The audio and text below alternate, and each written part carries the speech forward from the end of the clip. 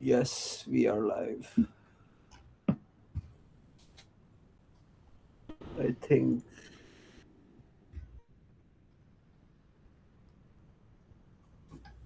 Hmm. Okay. Welcome back to the stream. We are doing OpenUSD development practice tests. Yes.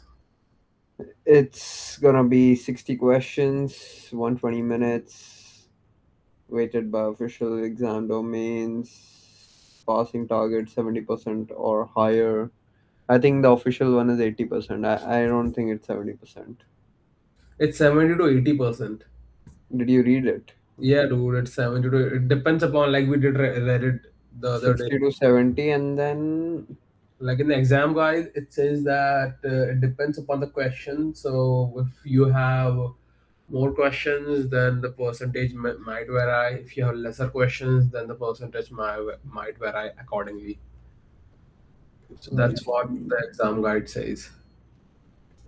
I see. Let me also keep the exam guide open just for reference.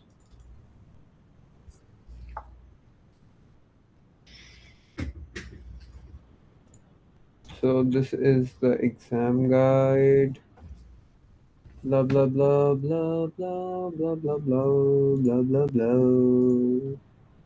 Uh-huh. It doesn't say anywhere what's the passing. Does it? I do remember we did check it the other day. So I don't know where does it say that over here, right? But it's like 70 to 80. I know for sure. I see. Recommended qualification. Sample. Oh, we have already done this. Hmm. Data modeling. Data modeling, customizing USD. All right. I think we can start the quiz now. Ouch. Fucking eye. Okay, with not a foreign value on the attribute is query twice. All right. This is the first question, right? Yes. In the quiz you generated today. Yeah. Okay. All right. Question one: data modeling. Yes. A So spinner's X-form OP rotate Z has time samples authored only at code 50 50 2.0. equal to 2.0 Yes. and And, code 100 points. at 5.0. Yes. No default value on With stage. mm-hmm, Using with no default value on a stage using default linear time sample interpolation. The attribute mm, is queried twice. Once at code 30 before the first time sample and once mm, at code 70. Between the two samples, what pair of Z rotation value resolves respectively? I Okay. see. This is some math we'll need to do. No, dude, there is no maths. What is the maths are you gonna do over here? It's What basically the what pair of Z rotation values resolves. It's looking for the respectively? How would you know what 2 at code 30 is definitely not the answer. 0 at code 30 is not the answer. 2 at code 30 is not the answer. I think I'll go with A. 1.2 Yeah. at code 30 and 4.4 at code 70. Yep. That's what you're gonna go with. So you're It's doing very easy question. Simple linear interpolation. okay. So you're saying 4.4 at 70. So at 50 it's 2 and at 30 divided by 2. So at 25 it would be 1. Okay, yeah, A. Okay, yeah. Yeah. A. On plaza slash lamp namespace, no opinion for primvas display color is authored in the root layer, but the root layer sublayer authors display color 0.3, 0.6, 0.9 directly on slash Plaza. plaza. Okay. But the root, okay. No opinion Yes, primvar display author. color is authored in the root layer, Yeah, so that's a local opinion over here, directly on Plaza Lamp. but the root layer sublayer author Yeah. display color 0.3 or whatever this is. No, there's no local opinion, but okay, the sub layer. Yeah, Okay. it's sublayer. But on Directly local, on Plaza Lamp, but a reference brings the lamp from lamp.usda, where the selected variant inside that reference layer authors display color as 0.9, 0.1, an inherit arc to class blah blah blah, and a specialized arc base authors 111, which value composes. Oh, obviously sublayer. So the value would be 0.3, 0.6, 0.9. Easy. On the local stuff because sublayer opinion is local to the root layer is and outranks on all of Plaza these. Lamp, a reference bring the lamp from where the selected variant inside that reference layer authors. Okay, so now this reference brings the lamp from lamp.usda. Okay, and then this is the sublayer, an inherit arc to a class authors 0.2.2 and specialize arc to base author which value composes. You are saying C wins on local step because the sublayer opinion is local to the root layer and the local outranks inherit variants, references, and specializes. Okay, but a reference bring the lamp.usd. So lamp, we don't know what is the root layer over here. So we are just assuming that the lamp.usd is a sublayer, and that sublayer we have variants. We are not assuming it. It's saying it's over there. Root layer, sublayer. No, no, no. I'm thinking of like where is the reference being brings lamp from lamp.usda. Okay, okay, but where is selected Wherever it brings inside it the from, it's reference layer? still a Okay. reference. Yes, so an inherit arc to a class authors point to and a specialized arc to slash base authors 111 which value composes and which layer steps decided. Point to. Okay, yes, see. I think see, yeah, see, yeah, see.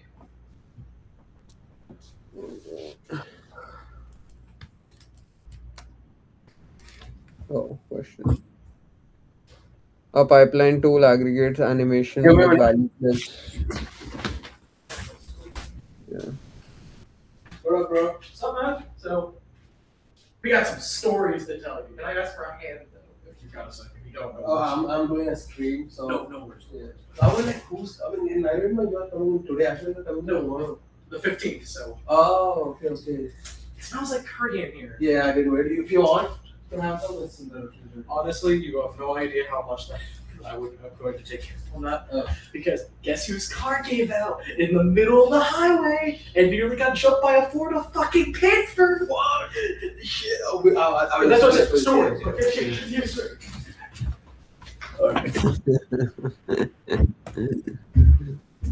Okay. His car fucking gave out on the highway. Yeah, dude. I think there's going to be a lot of stories, but let's complete this shit. That's crazy. Point three, All right. 0.9. Yeah, question 3. Oh, question three, yes. Pipeline tool aggregates animation with value clips while diagnosing slash vehicle. You must list the prim specs contributing to the prim's metadata and separately list the property specs contributing to value to slash vehicle dot spin at a given frame, which approach correctly retrieves both. A pipeline tool aggregates animation with value clips. Okay, while diagnosing slash vehicle, you must list Prim the prim specs specs contributing the prim's metadata and separately list the property specs contributing to value.spin at a and given. separately list the property specs contributing to value to okay at given frame, which approach correctly retrieves both. Hmm. Call USD property get property stack with time code for both property stack, prim stack. Okay, for prim spec, I know for sure we have to do prim stack and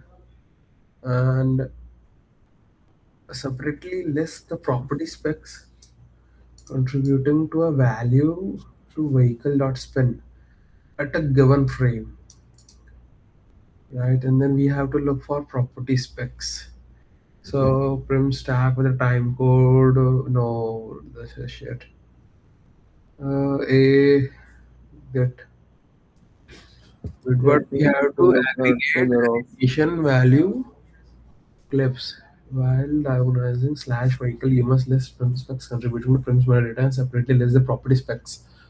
Call USD property get property stack without time code or property in USD prim get prim I would stack with go a with D. time code. I would go with D.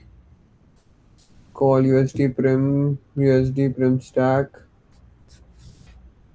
for prims contributing prim specs, Yes. and you call USD property get property stack with the time code for property, since clips can change which layer contributes over time. Yes, this looks the most appropriate. Because I know for Call, sure D's first call one. USD property get property stack without time code for property.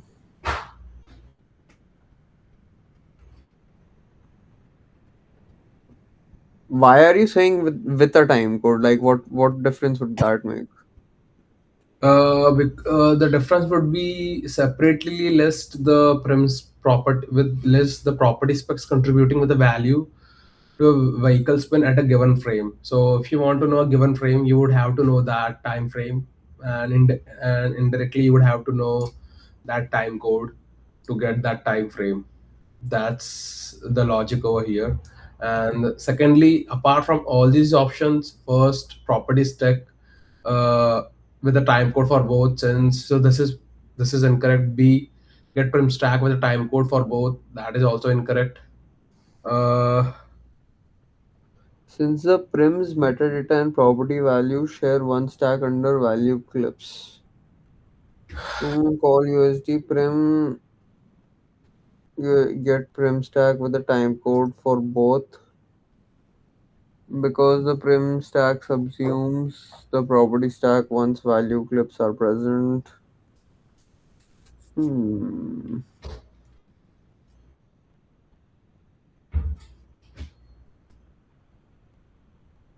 Call USD prim get prim stack with a time code for both. Okay, I'll also go with D. That makes more sense. Within one layer, lib bolt is defined, and assembly bolt 2, assembly bolt 3, each author references lib bolt. Bolt with no asset path. Oh, What does omitting the asset path accomplish and how is source resolved? These are invalid references lib, within one layer, lib bolt is defined and assembly bolt 2 and assembly bolt 3 each author prepend references lib bolt with no asset path. What does omitting the asset path accomplish and how this source is resolved? mm. A reference always requires an asset identifier to compose. These are inherits in disguise. Broadcasting any later edits made to libbold on the both. C would be the most appropriate one. These internal references that graph libbold from within the same layer to each destination with namespace and part translation. There's no But add. it's not in the same file, right? Within which is within one layer. It says within one layer, single layer, in that layer only. This is in the same layer, assembly bolt to. Yes, and so it's saying that it is defined over there. Oh yeah, then it's fine. Yeah. Internal reference that graph clipboard from within the same layer for each destination with names. Yeah, so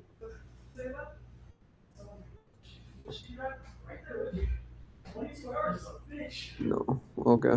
Yeah, C is perfect.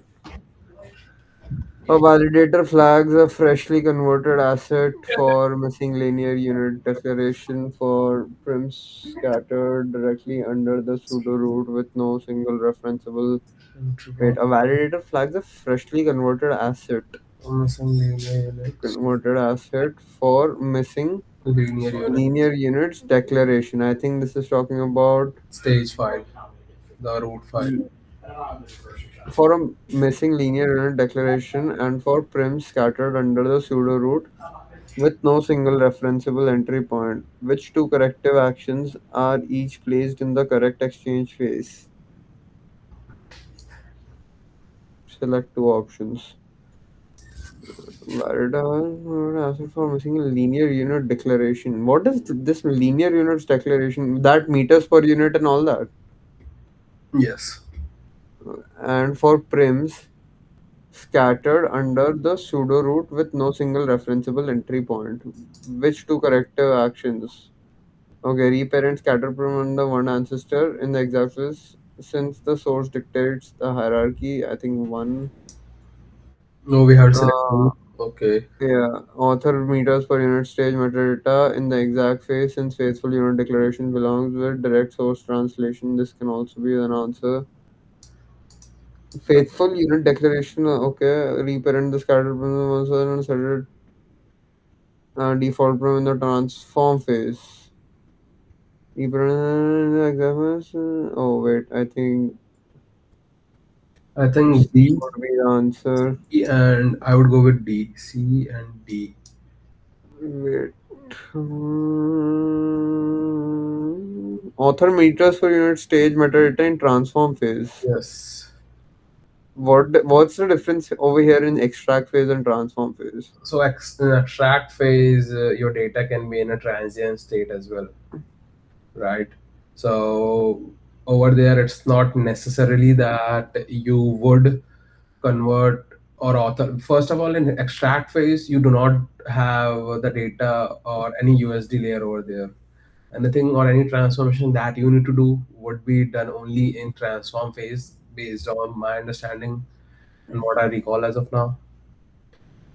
So I just think that extract phase is an inappropriate place where you would author a meter per stage unit. Mm-hmm.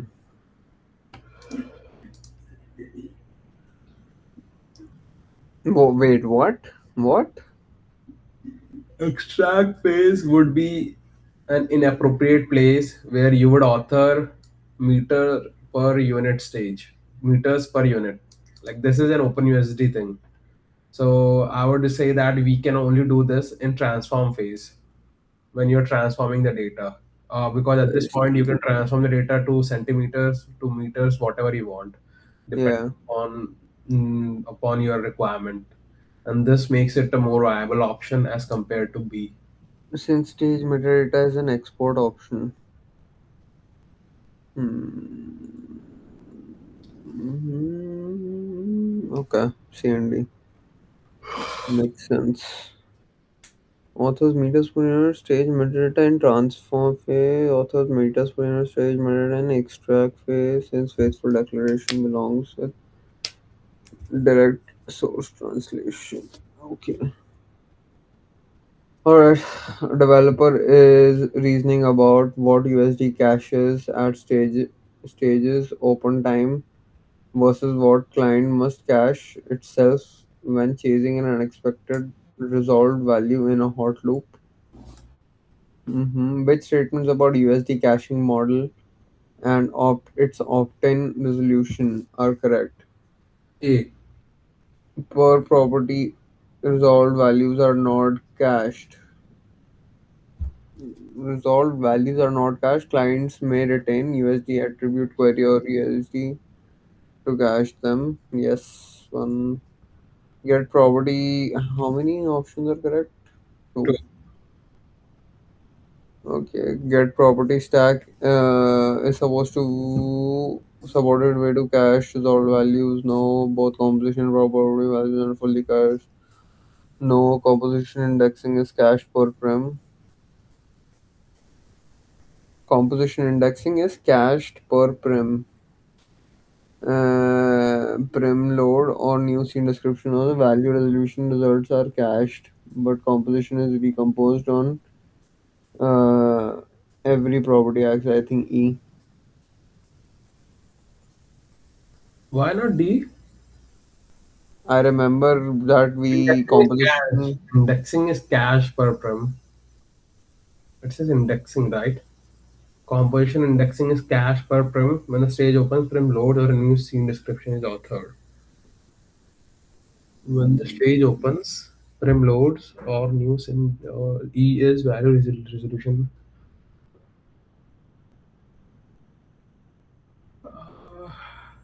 I think composition is recomputed on every property axis. Oh no, I think it could be D as well. One I'm second. gonna go with D because Uh, yeah, I'm gonna go with D because I know indexing is cache for sure. I'm not sure about E or either A might be wrong. Let's take a look at per property resolve values are not cached. no, but D and E both cannot be the answer. So It's I think either D or either E. I would go with D. Well, I think we might be wrong. There's only one way to find out later. Bro, why can't I remember this? We have fucking did this question also It's again. three of you, I know, I know. Not yesterday. We did it earlier, but No, dude, we did went through the glossary and everything yesterday or day before yesterday. what? We did went through the glossary and that over there this was the same thing that we discussed. So I think based on what I recall, D would be the most appropriate one because I don't know. I'm not sure about value resolution results are cached because I'll go with. I don't know why I think E should be the answer. okay, yeah, let's you go with D, I will go with D. Uh, and is A the right answer? Per properties all values are not cached. Oh, then. Oh, oh wait. Per property value, resolved values are not cached. Clients may retain USD order to cache them. Get property stack is the supported way to cache. B and C are definitely not the answer. Yeah. And D and E both cannot be the answer. So A is definitely an answer. And if A is the answer, then D should be the answer. So I'll also go with D, actually. But I need to understand this better as well. Okay. A developer is mapping how a USD stage reaches pixels through Hydra and wants to know which component tracks scene changes and which delegate renders out of the box, which two statements are accurate. A developer is mapping how a USD stage reaches pixels through Hydra and wants to know which component tracks scene changes and which delegates render out of the box. The render index converts. Our user page reaches pixel through Hydra and wants to know which component tracks changes and which delegate renders out of the box. Which two statements are accurate? SD Storm is the bundled real-time OpenGL Metal one render delegate used by USD view and many tools. The scene delegate generates the final image directly with no render delegate. No, HDMB is default real-time delegate, while SD Storm exists only as no. Render index No, user tracks scene changes to Hydra and wants to know which component. and manages the abstract scene between the scene delegate and the render delegate. Yes, E. B and E for me. You're saying B energy storm is bundle, which energy storm is a bundle. Yeah, B is definitely correct. And render index, yes, BNE. Yep.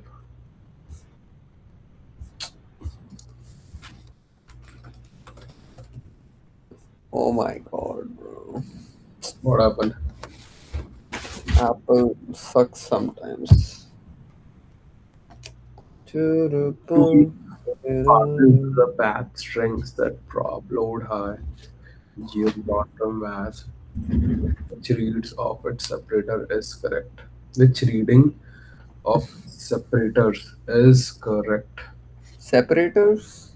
Uh, Delimiters, I would say. Every separator marks as a child prune except the colon, which alone introduces the property primvar set. Uh, the slash steps into the child prims. Load has sets an attribute, and the period starts a child. LOD equal to high sets an attribute value. A variant.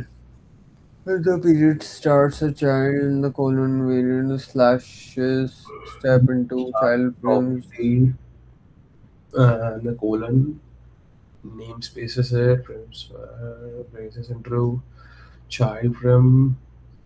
The braces steps into child prim variant. The period select. So D is incorrect for sure.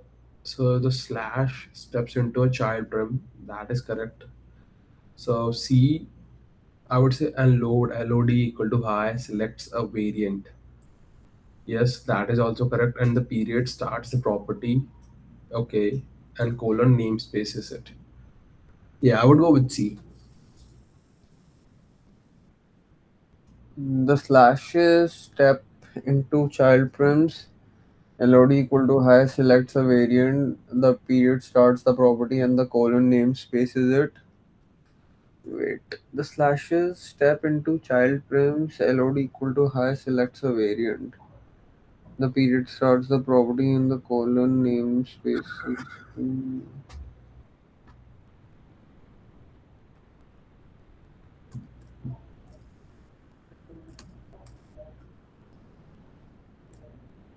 Oh, LOD equal to high definitely selects a variant. I know that. Yeah.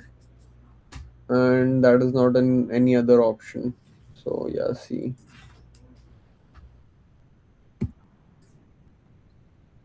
A lighting TD sets visibility equal to invisible on a group of group prim instead of deactivating it. A child mesh under that group set, still carries visibility equal to inherited. Under that, okay, for a final render, what is the effect and how does it differ from set active false? The subtree is removed from composition just like set active false but reversibly. The whole subtree is hidden from rendering but stays composed and traversable, unlike deactivation, which prunes it. I think B. Oh, nothing is hidden until each descendant is individually set and invisible. No, only the group is hidden while the inherited no. So Deactivating it. B. Wait, so light sets and invisibility visible on a group instead of reactivating it. Okay. Where is invisibility in it? For final random, what is the effect and how does it differ from set active false? So D, only the group is hidden. No, nothing is hidden until each descendant is individually set and visible. We're doing inherited transformation where a group to carry visibility equal to inherited.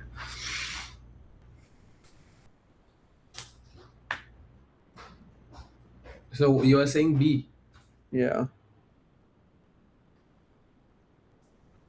Yeah, B.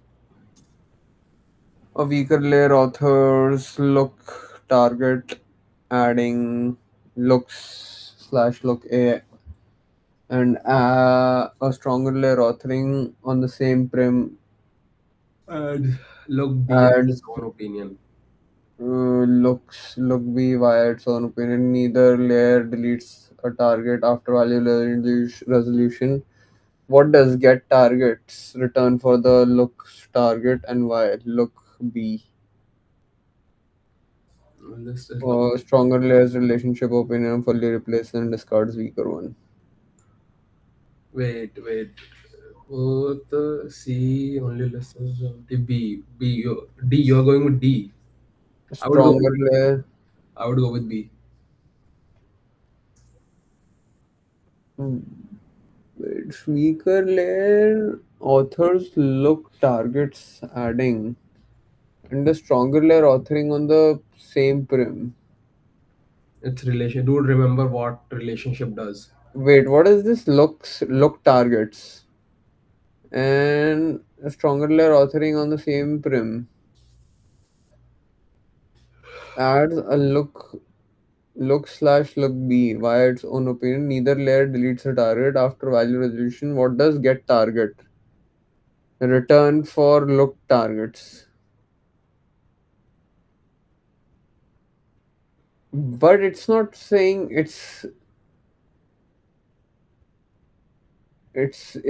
so wait, this is a relationship target. Yes. What is the relationship over here? Like look and targets are related. Yes. Links. They're basically both of them are links. And get Mm, target is only used for relationships, as I remember. So that's why I'm gonna go with B. one second.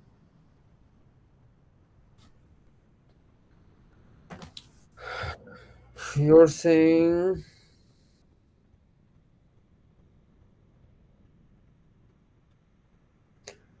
you're saying this is just a relationship. It's not an attribute or Because it's using get targets. If get it's targets for the relationships. yeah. Could be. That is true. And composition is just for opinions. Yes. Yeah, B could be on the right answer. Two sublayer author custom data on the same prim. The Bruh. stronger layer sets stage short and review approved. The weaker layer sets stage asset artist river. The two statement above the composed custom data are correct. Stage short, stage or short because dictionaries, perky Stage and short strong. have artists so Two stage options. The composed dictionary keeps artist Rivera because the stronger layer did not author that key. Yes, the stage resolves to asset. No, reviewer approves. No, stronger layer replaces the entire. No, yes, E. A&E. Yes. Yeah, content aggregation on an instanceable crate 12 referencing crate.usd. Okay, so instanceable prim. This is an instanceable prim referencing crate.usd. An artist authors led token invisibility equal to invisible to hide that creates uh, ID lid. Okay, OpenUSD rejects it as authoring to an instance proxy. What single change hides the lid on only this crate? Set instance will equal to false create crate 12 in a stronger layer. Then author the visibility opinions, blah blah blah. Okay. Accepting the loss of instancing for this one copy. This can be an option. I'm just marking it for now. Move the visibility opinion up to create 12 itself or since opinions on instanceable prim broadcast. Down to the every instance proxy beneath it now. Author the visibility opinion on the shared so the change applies through prototype to this crate only no. Add an inherit arc from crate 12 to class and author visibility that leaving instance equal to true so the proxy becomes editable. Add an inherit arc from create 12 to a class and author. No, I think A. Yeah, I would also go with A. Yeah. Root.usda sublayer short dot. Okay, sublayers short dot USDA, short A dot USDA first and short B. Okay. Short A dot USDA itself sublayers detail A1 USDA and then detail A2 USDA. Okay, a radius opinion that exists on detail A2 USDA and short B USDA, which opinion composes detail A to radius because depth first gathering places shortest holds up tree ahead of short BB.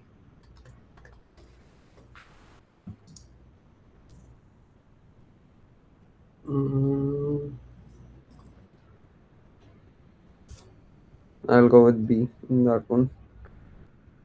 A material library defines you're saying you're gonna go with B detail A2 dot USDA. It is got depth first, gathering place short. Yes, yes, yes, yes, yes. This one. a materials library defines class plastic with inputs roughness point 2 consumed by specializes arc on looks rough plastic which authors no roughness on its own of its own. Slash looks slash rough plastic is referenced into a short where the short also authors nothing for roughness.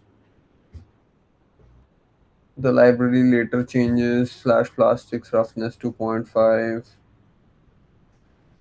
Class defined point two consumed by specialized arc on looks rough plastic, which authors know unfortunately no look referred to as Roughness is short is all is for the library review to point five. material library defines a material class. So this is a class plastic with inputs roughness point 2 consumed by specialized arc on looks plastic rough plastic. Okay. Which authors no roughness of its own.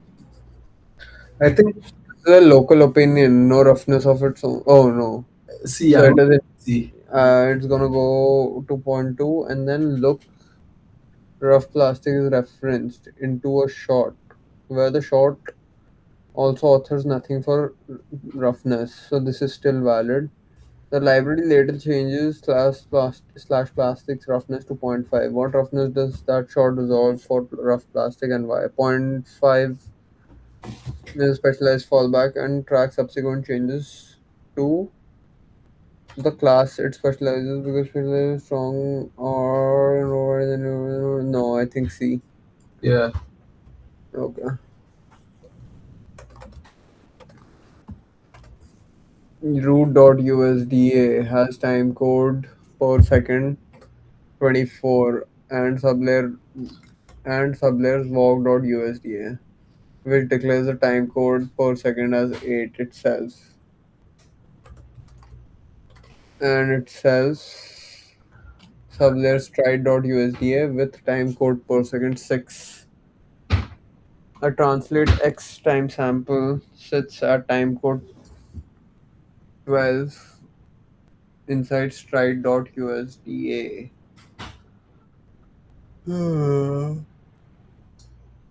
I see. After automatic time codes per scaling cross layer stack.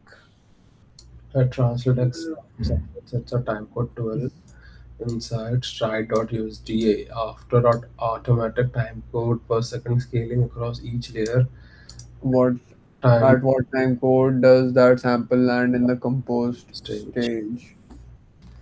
Wait. So 12, right? So Rune has time code 24, sublayer walk.usd which declares time code 8 per second.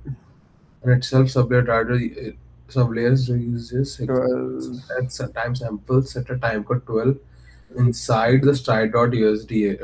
Is it 12? So that means on the second frame.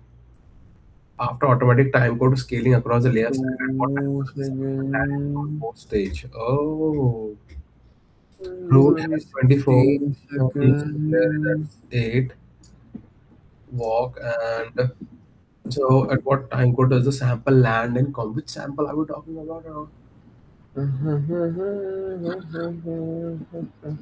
12. So, 16 scaling 12. Think it's gonna be. I think it's gonna be C.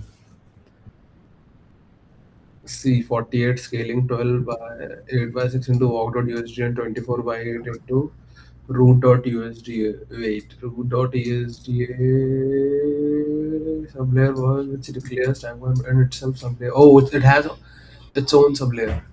So you are seeing 24 8 by 48. So scaling by 12 8 by 6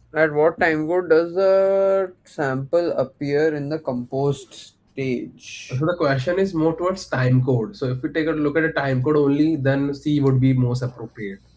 But because the offset is added and the scale is ignored for references, uh, this Scale, what does scale do? Like I don't remember size what does. would increase the size of the object. Do you remember we had the ball, we had a box, we were doing some kind of animation. We had three boxes between, and then one of the box was getting its size increased, scaling. So I think it should be C then, because scale should not be related to time. I think that's just there to trick us. Because but then it's So saying maybe scale is C ignored is for the answer. references. The that is incorrect. Scale is never ignored. I'm just gonna say that. Like why are we ignoring scale? So either it's gonna be A or C. So I'm gonna go with A. You go with C. Then we will see what happens. If no, my original answer was A as well because But the offset thing is, should be added, the scale but is ignored 4 for plus references. That is incorrect. I don't know. Why would scale be? Because that will be a fallback opinion for them. And if you're not an animated attribute on a walk as a time okay, sample, I'll also go with A. We'll see later. Let's go. A pipeline must record a PRIMS registered asset identifier and version for asset management lookups and separately attach a free-form reviewer note that differs per short. A pipeline must record a PRIMS registered asset identifier and version for asset management lookups and separately attach a free-form reviewer note that differs per short, which built-in metadata dictionary key fit each respectively.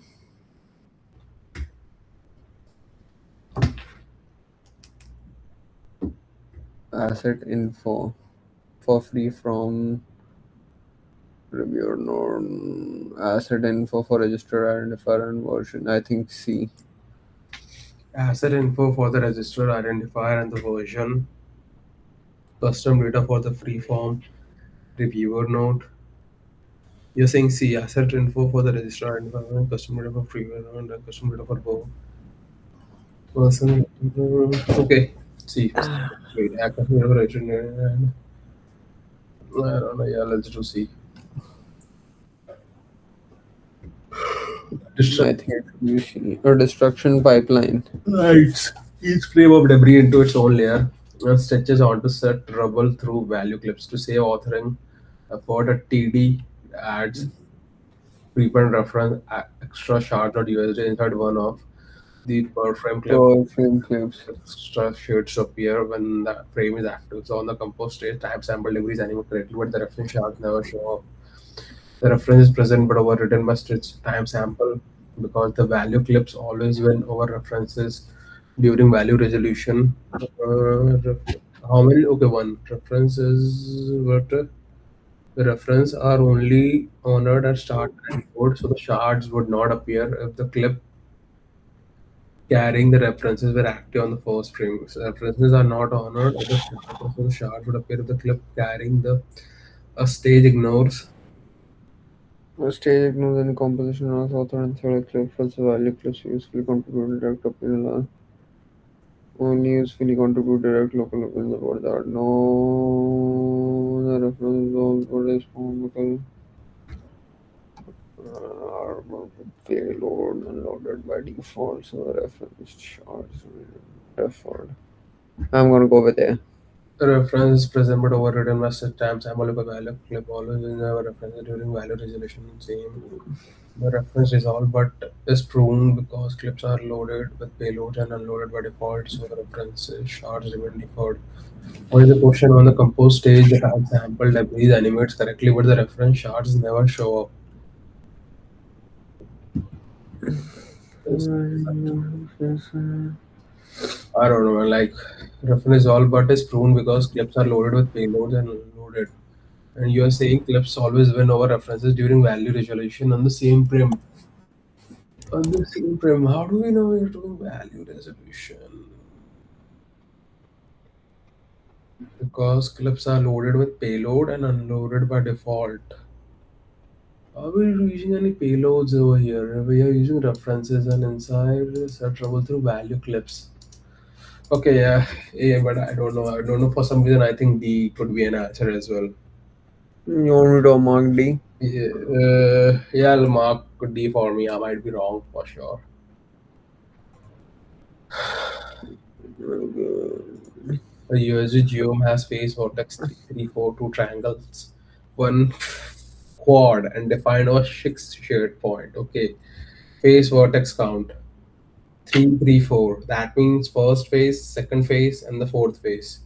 Two triangles, one quad. Okay, it says over there, and defined over six shared points. One, two, three, four, five. One, two, one, two, three, four, five, six. Okay, got it. And then the author wants to compare two primvaries on the same. Find over six shared points. Yes, that's what I was drawing. Yeah. So like this, So first draw two triangles, and then on the top of that, yeah, one, something like this. One, two. three, four, Oh my. five, six. Yeah, one, two, three, four. Oh, sorry. One, two, three, four, five, six. Yes. Define over six shared points. The author wants to compare two primvars on the same mesh. Primvar ST face varying interpolation. Okay. With face varying interpolation and primvars display color with vertex interpolation. How many entries must each array hold respectively? So one, Face variety. two, three, four, five, and six for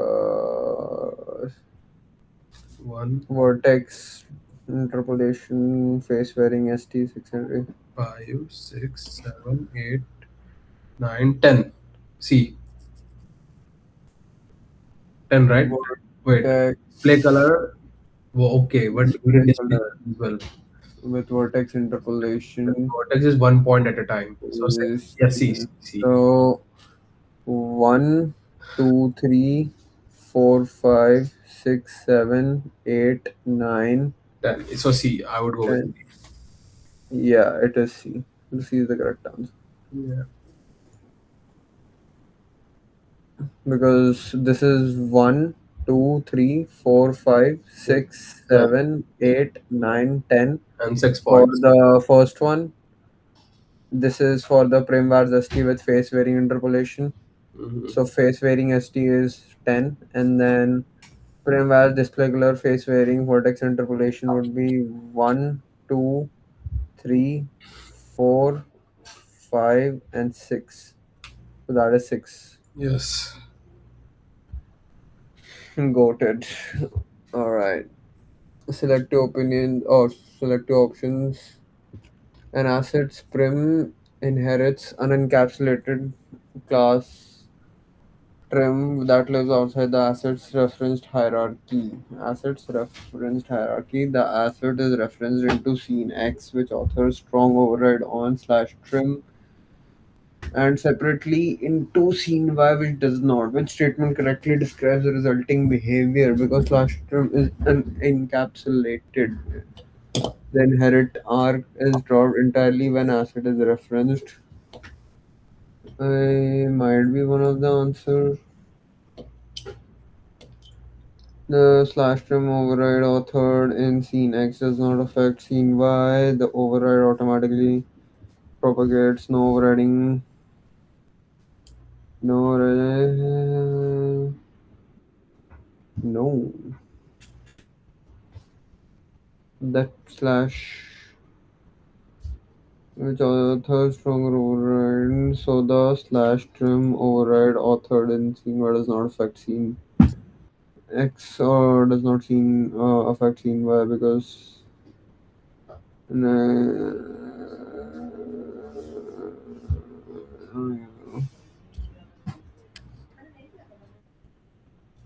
I think A and B. A and B. The trim override authored in scene does not affect scene Y. The override automatically propagates to scene 9. Override trim in scene also rewrite asset on disk and changing all the future references. Yeah. Okay, I and B.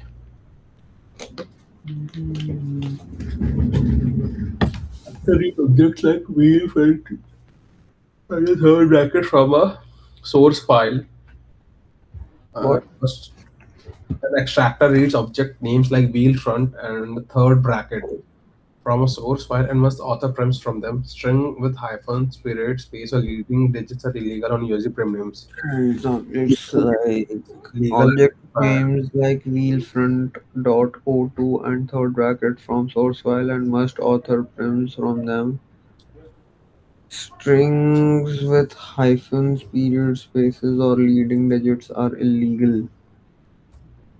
As USD prim names, which utility produces legal identifiers from the string name wheel front. What an extractor reads object names like wheel front o2 and third bracket from a source file and must author prims from them. Strings with hyphen, period, spaces, or leading digits. Strings with hyphen, period, as USD prim names. Hyphens, periods, spaces, or leading digits. Which utility produces legal identifiers from the string? TF dot make valid identifier would be my guess. Which replaces characters that are illegal and identified with underscores. USD shade dot token surface, which supplies the standard token used to name a material surface output as the path, which is. I'll go with C. You will go with C. C TF dot needs valid identifier or character content is type. identifier with underscores. What with him 40 times for E.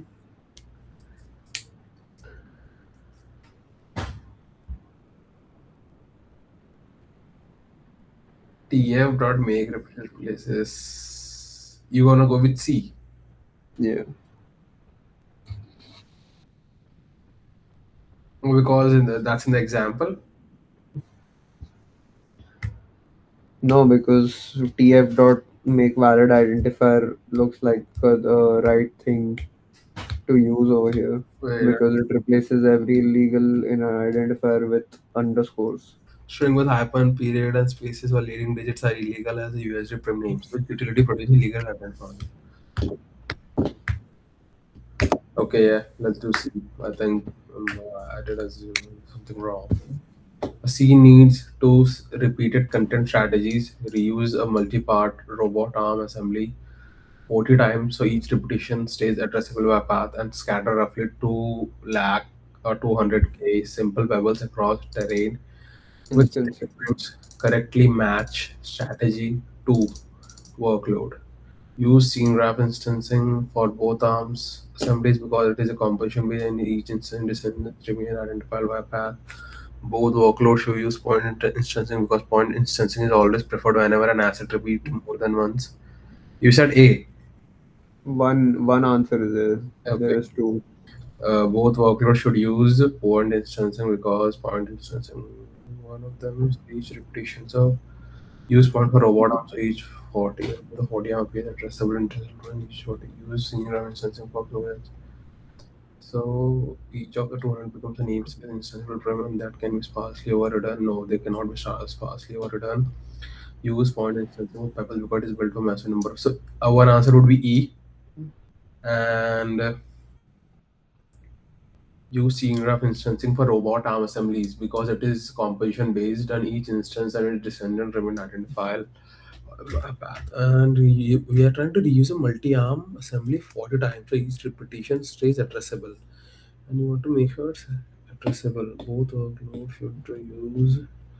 How do we make sure that it stays addressable? Because one is always preferred whenever an asset repeats more than once. That is not the case.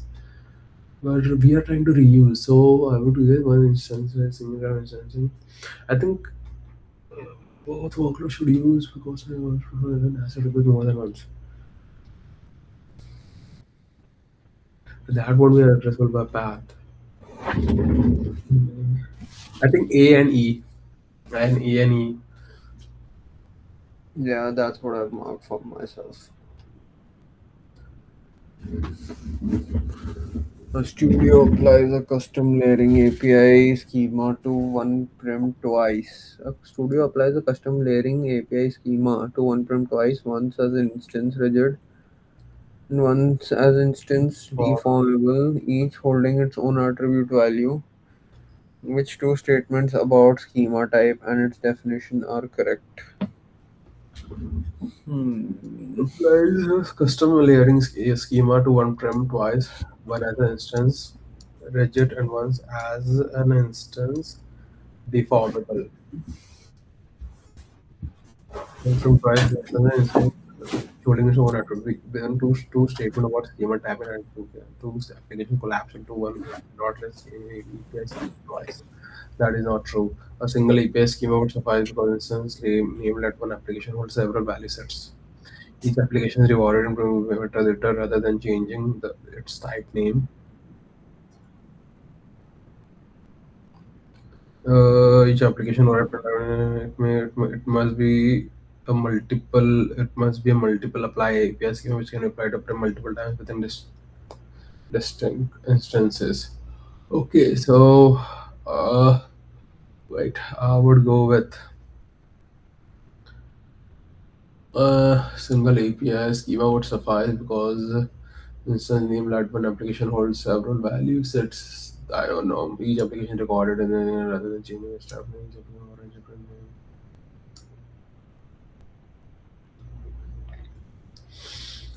name. It must be a multiple apply API schema. Each application is recorded.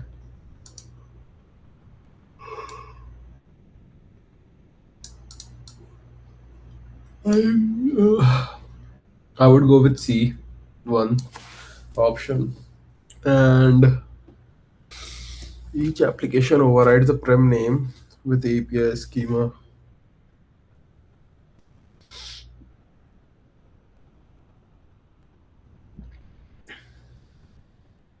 One second. And I don't know, C and E.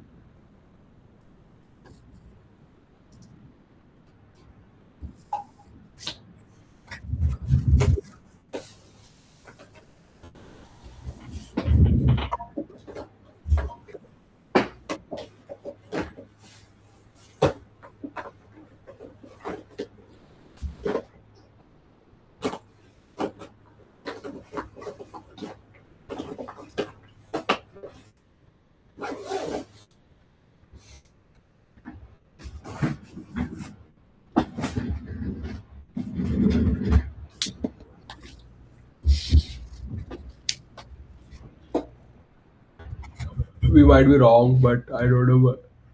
C and E. Okay, what was the question? A studio applies custom layering API schema to one prim twice as one instance, once as instance rigid and once as instance deformable. Custom layering API schema to one prim twice. Hmm. Okay.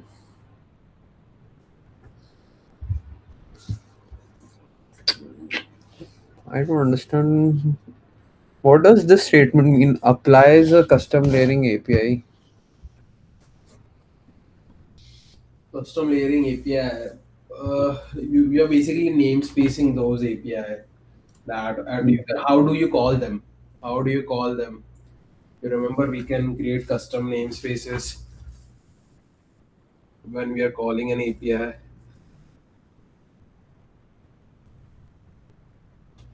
Mm-hmm. So that's what. Which two statements about the schema type and its identification are correct? But wait, it's saying each holding it. Into one because the prim cannot list same API schema twice. The single apply API schema would suffice because instance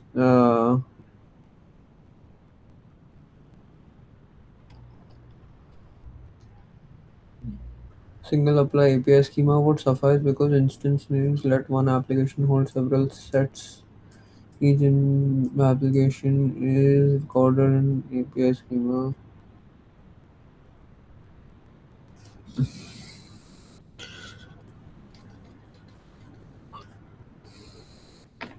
I think C and E base. I would go with that. Mm-hmm.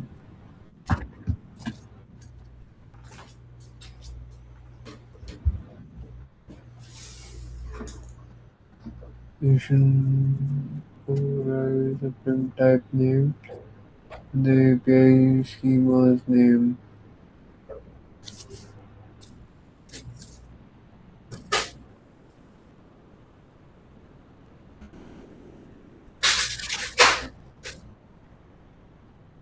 Each application overrides.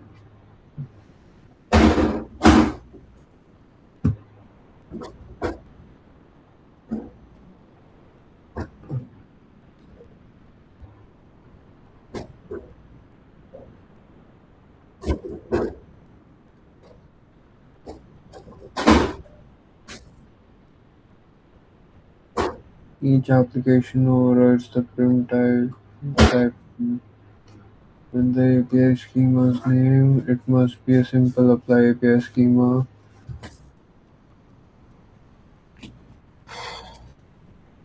It must be some multiple apply API schema which can be applied to. Bro, what the fuck is this question? I don't understand this question at all. The question is basically asking us about custom API schemas. Like when you want to define a custom API schema, do you remember it or not? If you do not, then like I do recall some things that we read with ESR type schema and all those things.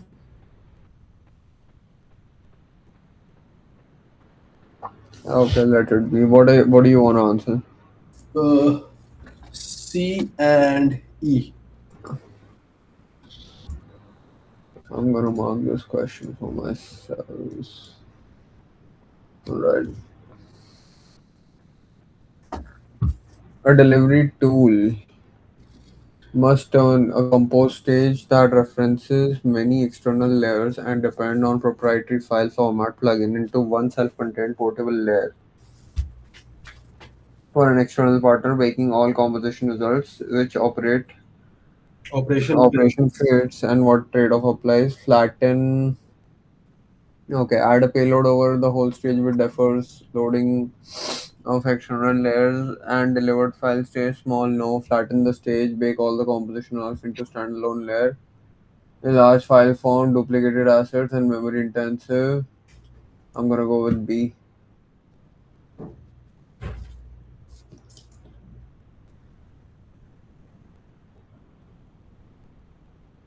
Yeah, we flatten the Deactivate. Yep. flatten the switch. Yes. Yeah, I said like I remembered flattening even before I saw any of the options, so I think it's gonna be A variant set finish on slash here has a lacquer variant whose opening include preprint Lacor. lacquer reference whose opinion includes preprint reference at material.usda for lacquer on chairs material print. The current selected variant is raw. Offers no reference. Material on the selected variant is raw, which authors no reference. What is the composition state of the material in reference, and what kind of switch is selecting the raw? A variant set finish on slash chair has a lacquer variant whose opinion include pre-penned references. A variant set finish on slash chair has lacquer variant whose opinions include pre material USDA looks lacquer on the chair. Yes. What is composition of material reference and what kind of switching is selected? Composition state. What is composition state What is of the the material reference and what kind of switch is selecting lacquer? So I think Lacor reference does not participate while raw is no. The reference participates if both variants are selected at once. No. Lacor reference always composes regardless. No. Lacor reference is invalid because variants are limited. What? Switching variants only changes which attribute value resolves. Has Lacour variant whose opinion includes on the chair material prim. The The current currently select which is author no reference. which author no references. Wait, a variant select The here his variables part of composition reference index. I think it should from be A then. switching lacquer is a heavy weight which that reveals a part of the composition index.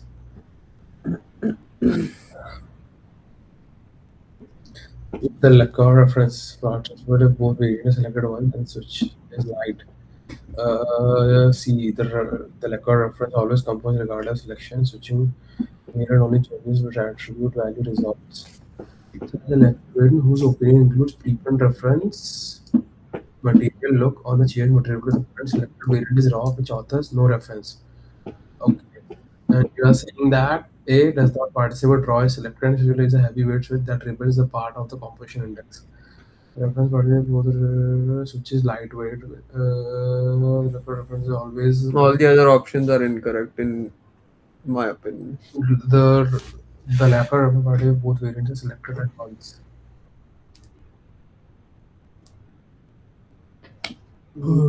Always composite regardless selection which switch variant only changes the attribute value resolved.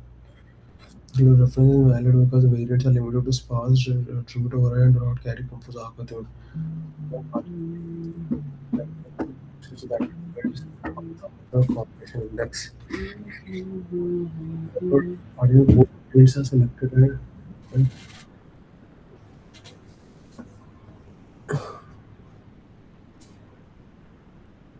what does B means? The reference participate if both variants are selected at once. It's wrong, bro. It's saying when both the variant sets are selected. How can you select both variant sets at once?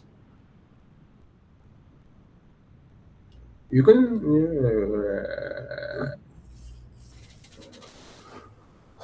I'm gonna go with A. like it's heavyweight. That Tools. is the part of the composition index. Oh yeah, A would make sense, but let's see. A. A tool must author overrides so they land inside the currently selected variant of a nested variant set, while While a different pass must author into a specific sublayer of the stage root layer stack. What? A tool must author overrides so they land inside the currently selected variant.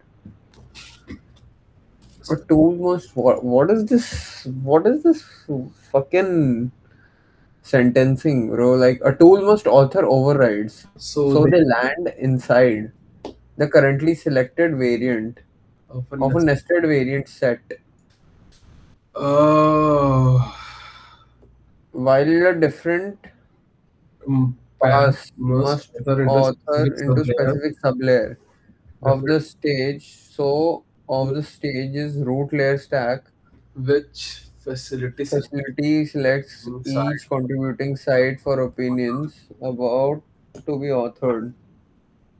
Which facility selects each contributing site for the opinions to be on? Which facility? Facility? What is facility?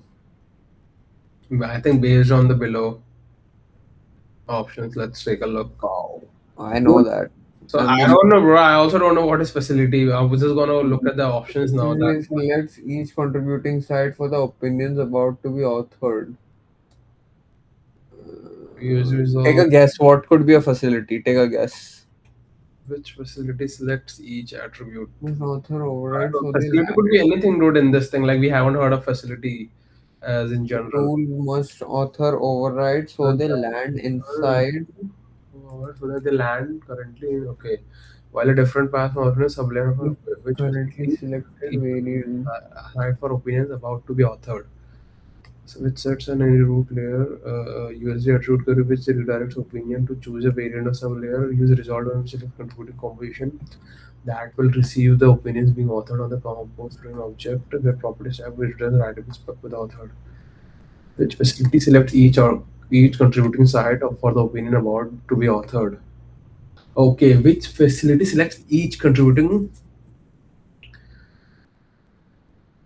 that needs to be authored. Like if we want to select, then we would go with resolved info. B. If we want to select something. Oh, you already saw the option. You bitch. Yeah. Get property stack, which returns the writable spec at USD resolve info, which selects contributing opposition side. That will receive the new opinions being authored. USD reddit target, which selects any root layer stack sublayer or active variant of a top level or nested variant set. USD attribute query, which redirects authored opinions to chosen variant or sublayer.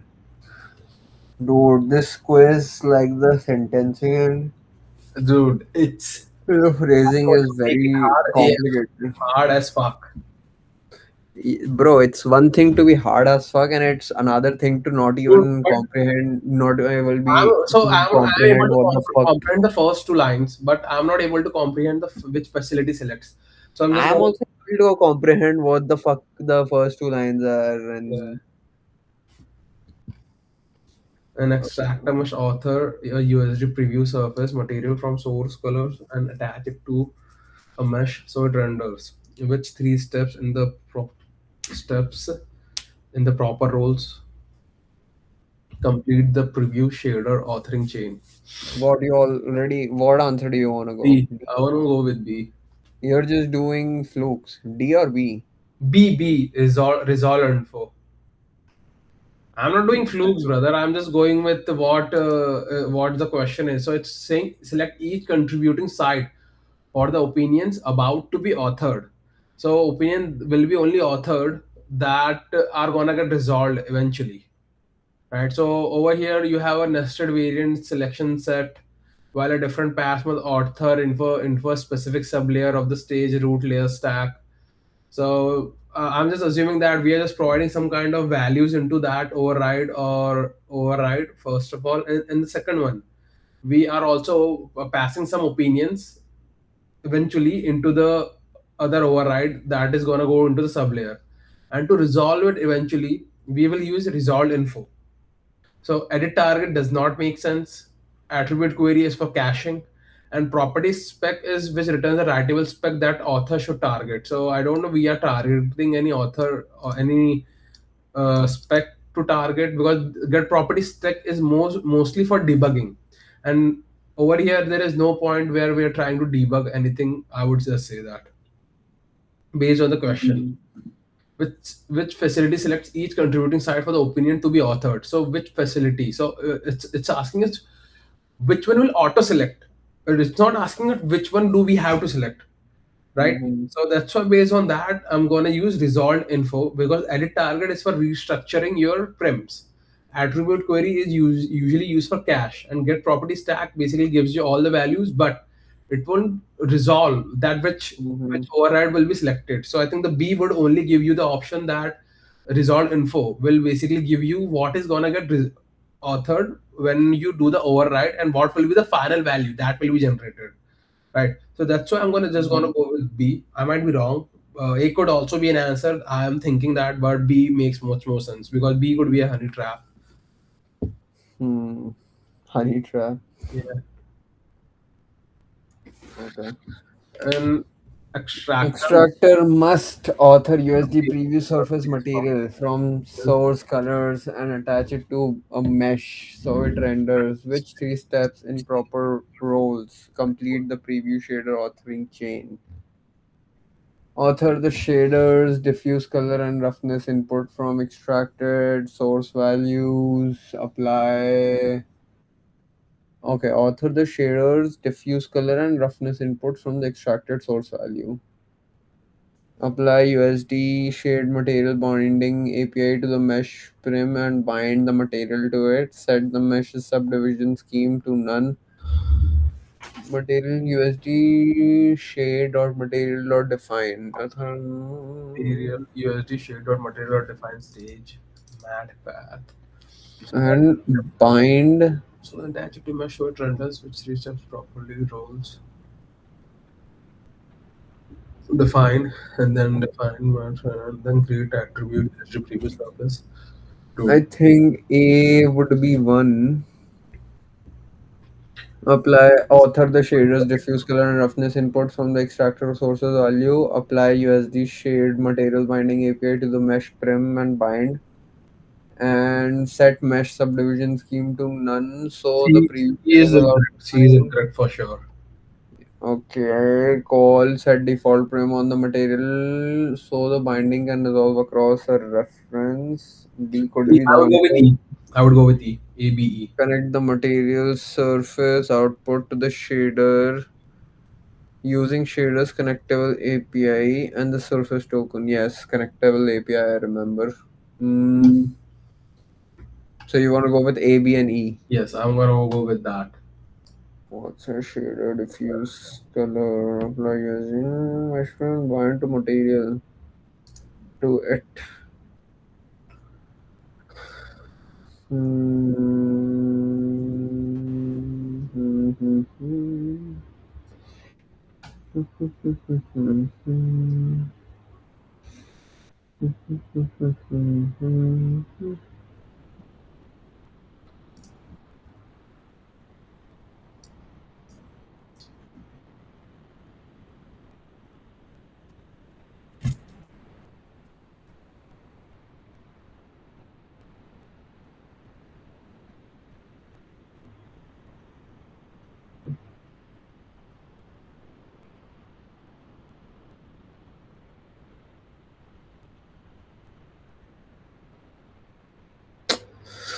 Bro, still very weak with a lot of concepts right now.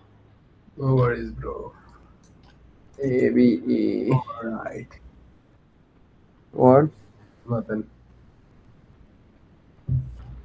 Under Under USD for schema versioning, a stage has frames disk one, disk 2. A tool must group all three as one conceptual schema, which identifier groups them. And what does USD prim get type name return for prim? There is no shared family. Each version identifier is an independent unrelated schema type. Hey, under USD per schema versioning, a stage has prims type disklight 1 and disklight 2. Okay, get type name returns the family disklight for all three. The version suffix is stored only in metadata. Schema family is disklight 2 since the family is always. What the fuck are these questions, bro? I'm not able to solve any questions today. Dude, hard. This is how exam would be, but no worries.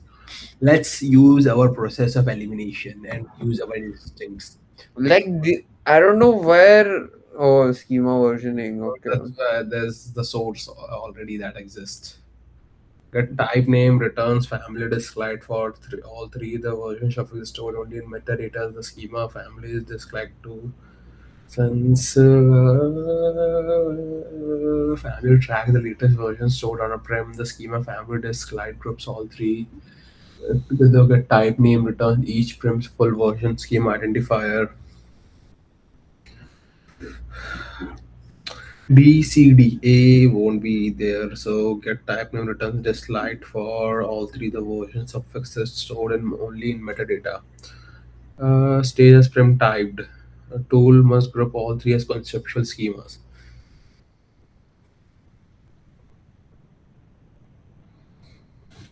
Okay, the schema family disk group all three.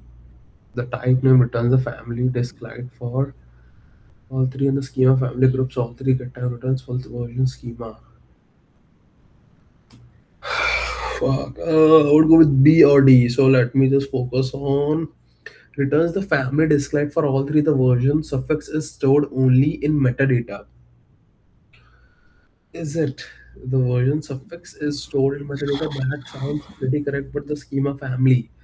This groups I'm gonna go with, the get time returns. For yeah, B, B. most probably.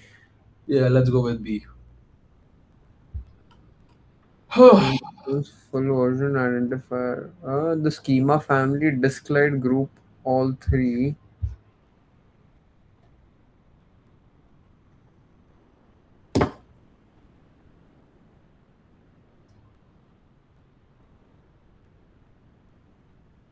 It can also be D. Mm, I don't know. Let's what should we do? Wait. Get type returns the family disclaimed for all three. The version suffix is stored only in metadata, and the schema family disclaimed group. So all three get type name returns.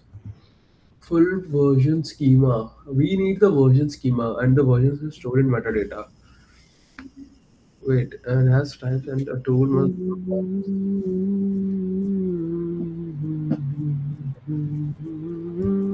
I would go with B. Yeah, I would still go with B because a tool must group all these three as one conceptual schema. So, since it's talking about one conceptual schema, then I'm just gonna assume that everything gets stored into the metadata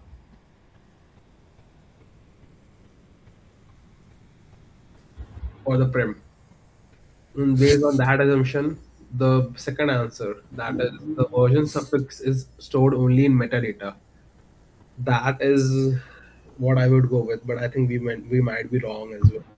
I'll go with D regardless Okay. because I think get type name returns each from full version schema identifier. I think get type name is something like you remember you were reading that it doesn't give for version 0, it is Yeah, just I know, but yeah, let's see what happens. I don't know. I'm just confused, so we'll see.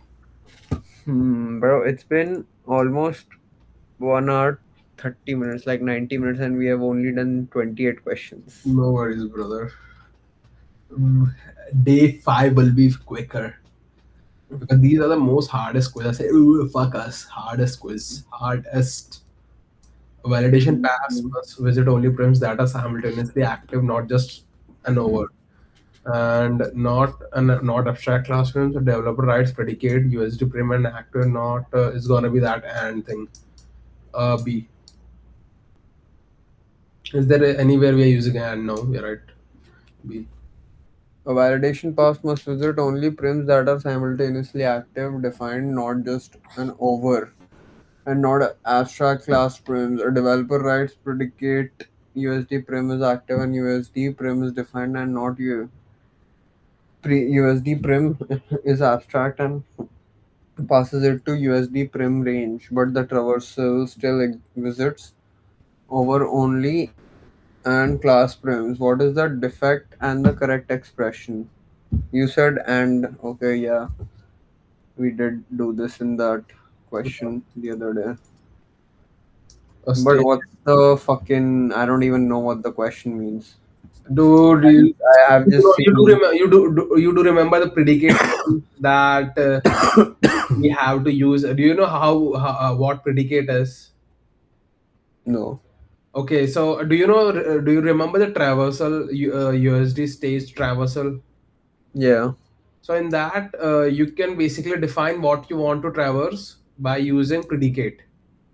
So you can define, so you can use USD stage dot traverse, and then pass on a predicate value. So our predicate will be predicate equal to USD prim is active and USD dot prim is defined. So when we Mm-hmm. use this, it's gonna only look for prims when it traverses.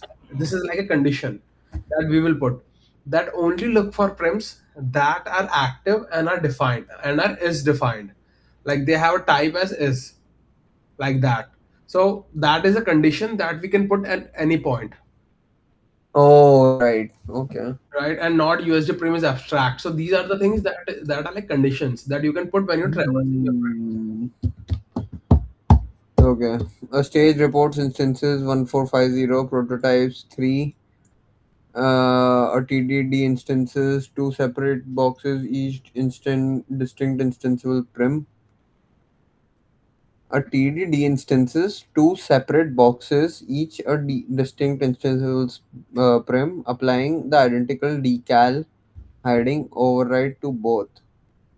Decal hiding override to both. Okay, after both edits, what do the instance and prototype counts become, and why isn't this optimal? What? So decal hiding override I don't know. identical. Okay, I don't know so about this. What? instances become 1448 for sure, and the prototypes rise to 4. Deinstancing two boxes with the same edit automatically merges them into one new shared prototype. After applying the identical decal override to both instances, stay 1450. Prototypes rise to 5. Each instance box found its own prototype floating. Okay. 145. A. You are saying A? No, I'm not saying A. You said A. I'm gonna go with C. C. Yeah, C. C makes more sense. A is not. Okay.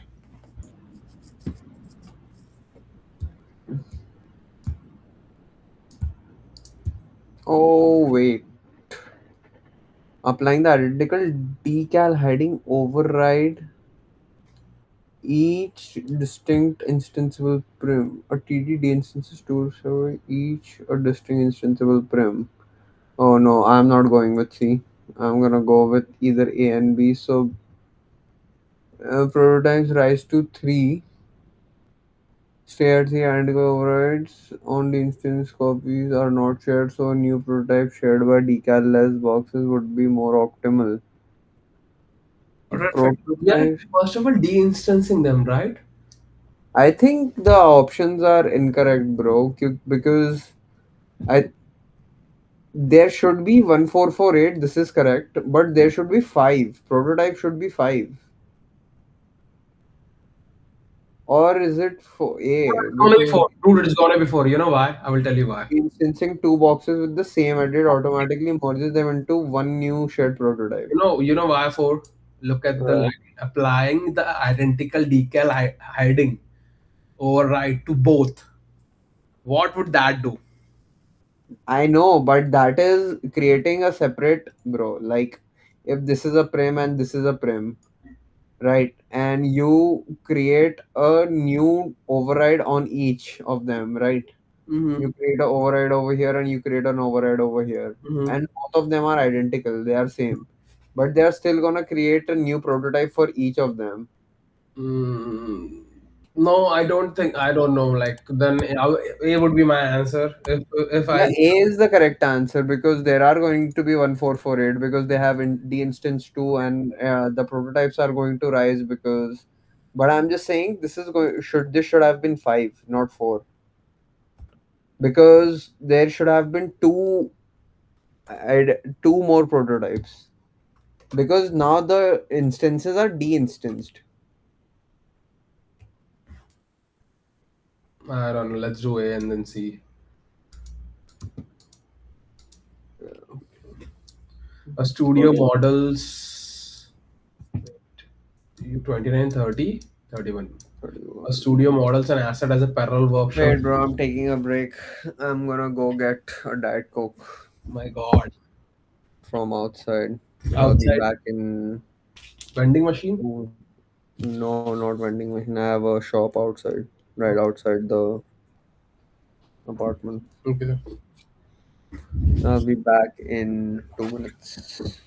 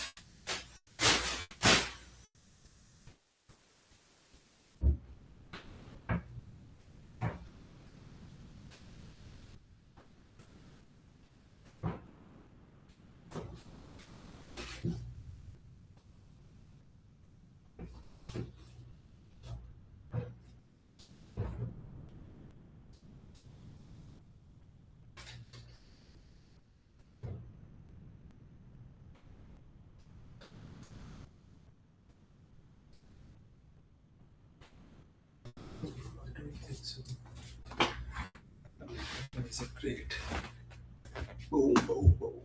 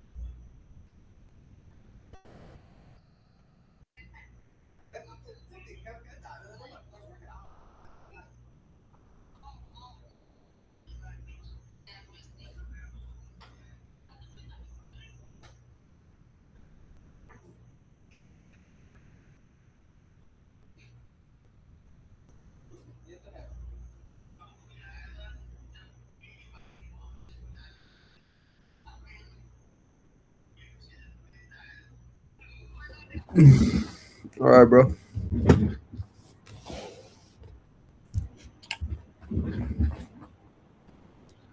Fuck you at.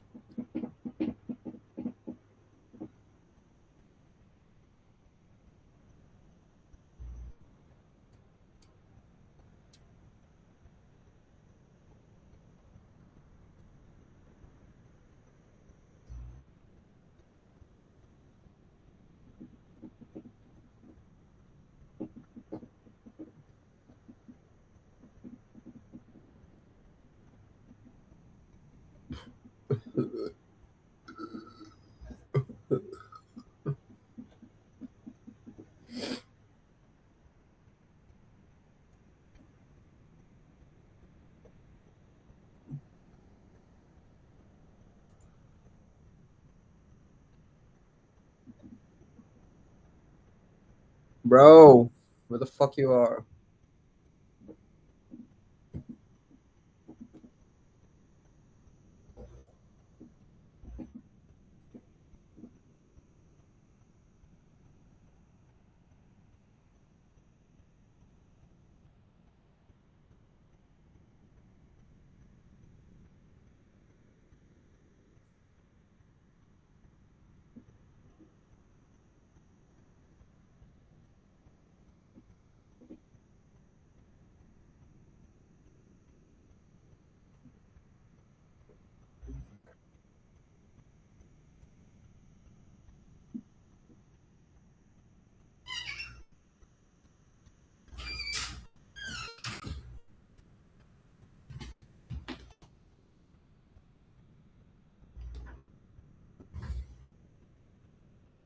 Are we?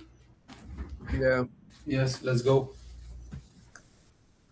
yeah. Back to the quiz. Let's get back to the 30 quiz. more to go.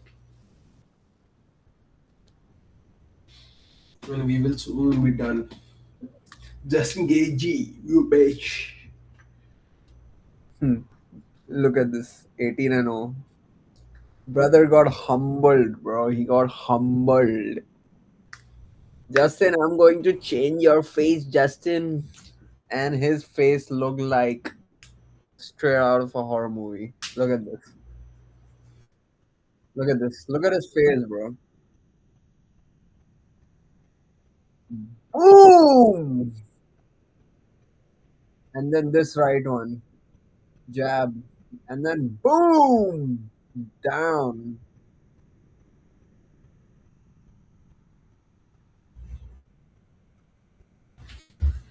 No mas. No mas. He was so there was a doctor in the ring, Mm-hmm.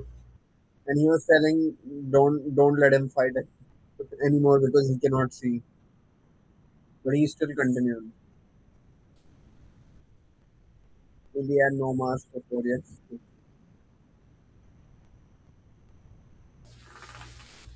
And then referee said, no, I'm gonna let him fight anyway.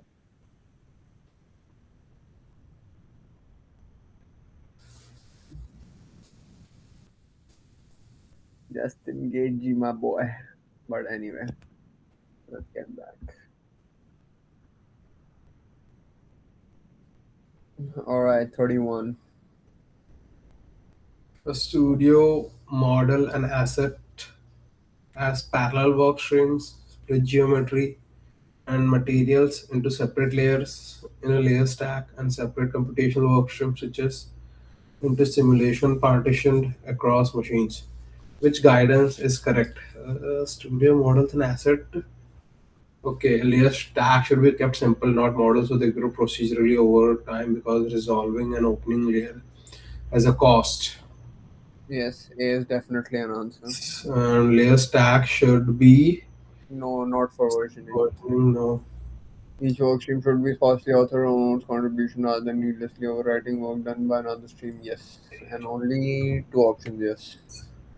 To fully reauthor the assets prim, self-contained, no. Geometry must be merged, no. Yeah. On rig joint, a stronger sublayer work be what? A stronger sublayer authors no stiffness, while weaker sublayer authors a direct stiffness of 4.0. A reference on rig joint also delivers Reference on rig joint also delivers 9.0 from reference layer with the no other options. What stiffness is composed? Wait, on regular stronger workstream authors no stiffness What with the weaker layers stream A dot USD authors a direct stiffness equal to 4.0 reference weaker sublayer reference still rig slash joint delivers stiffness 9 centimeter from reference layer with no first company what stiffness. regardless of the I half. think A's are gonna get preference first of all, but B has no stiffness, and that means weaker layer would get preference next, and reference But on. the option is, I know it's gonna be four, it's gonna be C or D, but the options are because the weaker sublayer's opinion still a local opinion. Because the thing is, dude, is gonna be D because Otherwise, there is a reference, like yeah, outranks yeah, reference. a reference joint also delivers stiffness from a reference layer. So they're just gonna assume that on the joint, like on the main layer, right? Wait. Joint workstream and then no, yes. So this is a local reference opinion. So yes, D, yes, D. A USD geom cube has an X form OP scale. Operation added but no value authored at default and no time pulse. The operation is then queried with G with the get Get X form vectors at the at default time code. What what scale resolves from where? D. what goes somewhere. Wow, bro. These questions are fucking insane. No easy questions today. Yes, brother. I think D would be 111 since no authored opinion exists at any source. Since no authored opinions exist at any source, the USD Geom Cube has XFOM OP scale OP added but no value authored at default and no time samples. USD Geom Cube has a no value authored at default and no OP default time code. You're saying the schema fallback is 111. Yes, Yeah, it should be schema fallback, but I don't know if it's it's gonna 111. be correct, dude. I remember it vividly.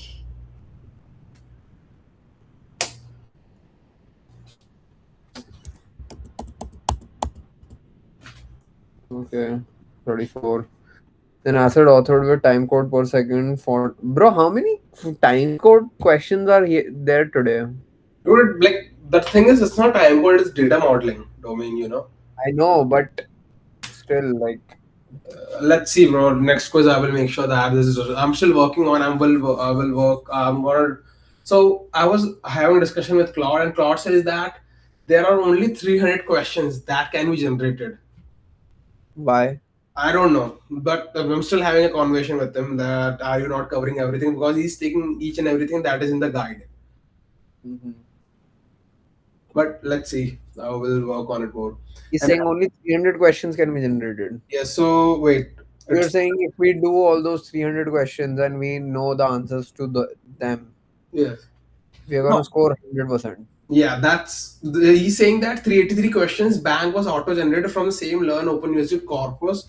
So every canonical concept already has a question. So like he's focusing more on concept, not on like generating questions. So he's like, okay, I will be targeting all the concept that exists, Mm-hmm. right? So this will give us more than enough runway to practice and evaluate our options. I would just say that. Mm-hmm. But I'm still having a discussion with him. But first, let's complete this. An asset author with time code per second equal to 60 holds a position sample at code 180. It is referenced into a root stage whose time code per second is equal to 24. What happens to the time? What happens to the timing? How many seconds after code 0 does that sample land on the root stage? How? Hmm. What happens to the timing? How many seconds after code zero? How 20. many seconds, as in the time code seconds, right? I don't know. I The asset author got time codes per second equal to 60. Per GPT. second, do I, yeah, no, no, no. It's asking for seconds. Like if you look at the Okay, option, you use a sample at codes 180 and assembler must add corrective transform landing at 7.5. I think it's gonna be D. USD auto scales are going to root return the 3 seconds. 24. Asset author time code 60 holds a position sample at 180. It is referenced into root at 24. It does that definitely blocks the reference layer. Okay, yeah, deep like that is only auto scale one. A turbine asset uses reference slash payload pattern. It publishes. What the fuck? Bro, this Apple shit is. Uh, A turbine asset uses the reference payload pattern. post Publish postscript lofts of and the LOD variant set a the USD model API extend API extended and a USD media. asset preview API thumbnail onto the interface layer above the payload. The heavy mesh and shading live only inside contents.usd under the payload. A shot opens the stage but never loads the payload. Considering only what was lofted, which capabilities available at to that consumer environment.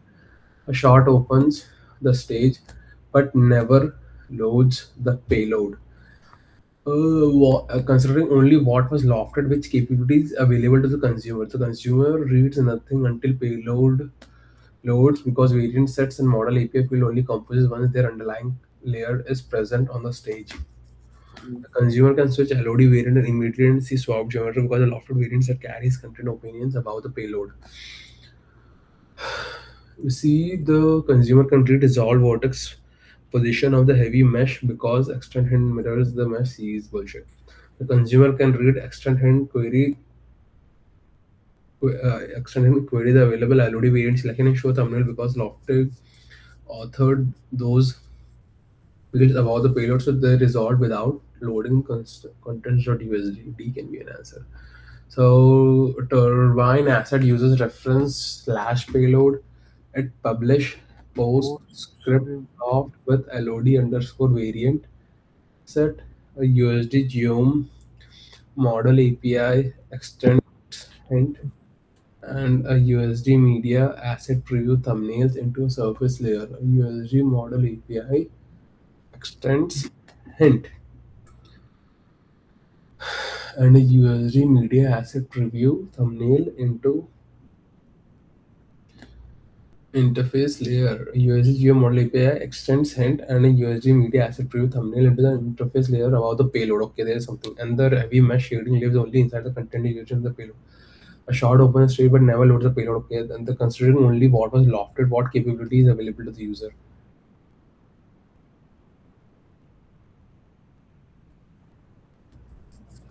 The turbine asset uses a reference payload pattern. It publishes the PostScript lofts LOD variant set and a USD model API extends hint and a USD media asset previews API thumbnail onto the interface layer above the payload.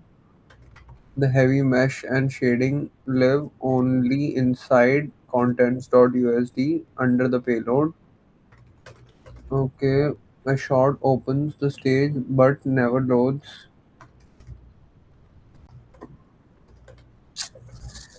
Consider only what was lofted, which capability is available to the consumer, and why the consumer can read nothing until payload loads because variant sets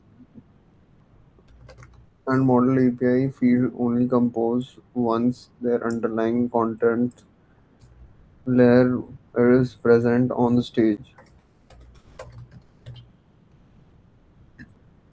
Consumer can switch LOD and immediately see swap geometry because the lofted variant can set lofted variant set carries the contents opinion up above the payload. Consumer can Read the resolver vertex positions of the heavy mesh because extends hit hint mirrors the mesh point data to up onto the interface layer. The consumer can read extend hint. I'm gonna go with B, I guess. B. Okay, I'm gonna go with D. What is D? The consumer can read extent hint.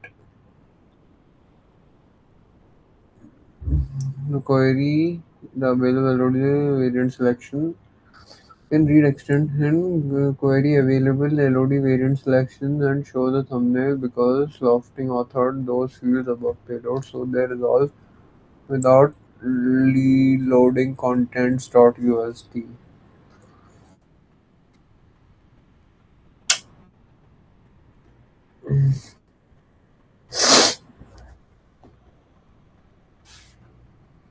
I'm gonna go with B over here.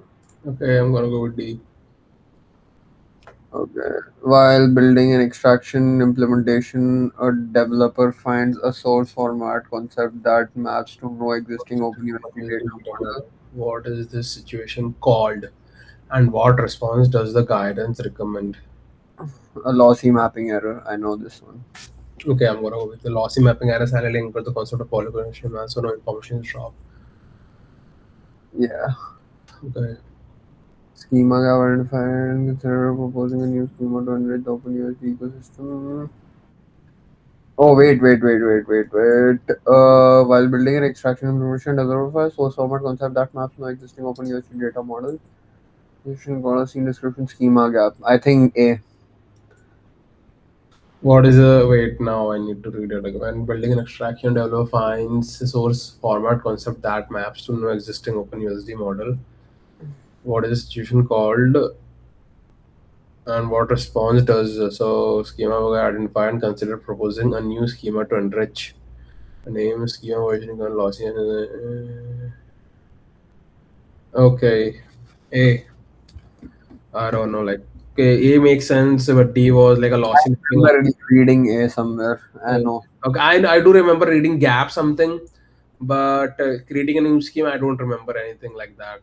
USD Gen schema, bro. Yeah, I know Gen schema, but okay, yes, a binary asset saved with .usd extension is referred by several layers. A developer needs to read its raw scene description to track down a bug and and then return it into binary without rewriting any references that target it. What property of the .usd extension makes this possible?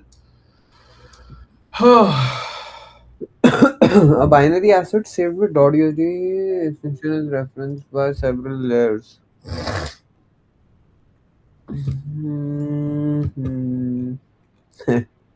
Abhishek Chaudhary is in the chat. Okay, no, brother. Bro. Bro. Remember this. He's writing $600. Yes. But someone told me that it's like 2,500 bucks. How much? No, $600 for the bet that I won on just immediately. Oh, for the bet. I see. But bro. He's not there anymore. I think he was there around 135, but he left. Didn't see time. Yeah, I didn't respond to him directly, like right away. Oh, okay. Alright, yeah, no worries. So yes. Binary asset saved with so what are our options?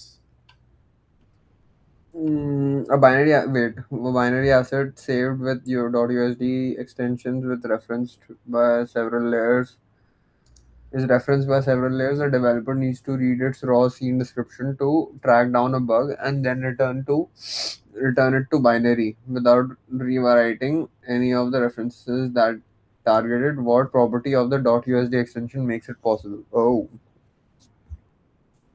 I think I know this one. Underlying code can be solved anytime. Atomic zipped USD file is zipped ASCII. Renaming the file to .usd updates every reference automatically, so the binary form can be discarded. What? That is insane. Where are our options? Okay, USD file is always ASCII, so it's already USD file may either ASCII or binary, so it's underlying. So at any time USD file is atomic zipped, so it has renaming USD file to as update session.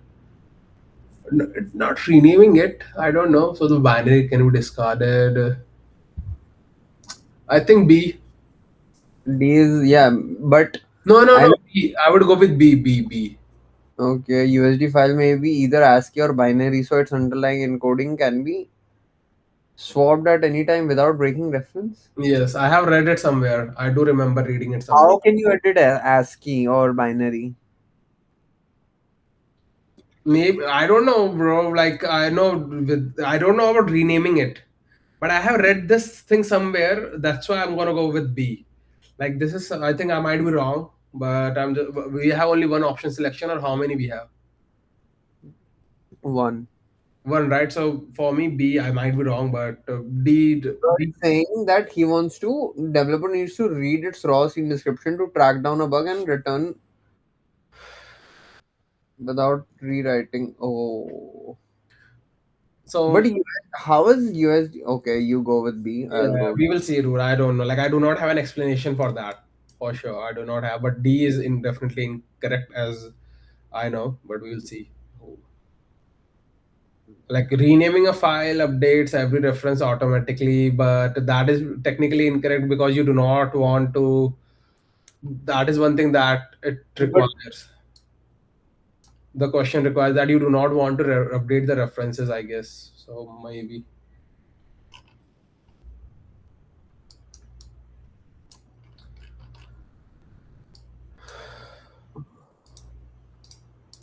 I don't know. Okay. Mhm. An archival job must translate a fixed file of legacy mesh files to USD exactly once for cold storage. An archival job must translate a fixed file of legacy mesh files to USD exactly once for cold storage. The original File will will be be deleted. deleted afterwards, so nothing needs to stay an authoritative live source, and no on-the-fly composition is ever required, which implementation best fits because it imports translate the legacy runtime format into OpenUSD for the host application. So the legacy files remain the source of truth and compose into stage directly.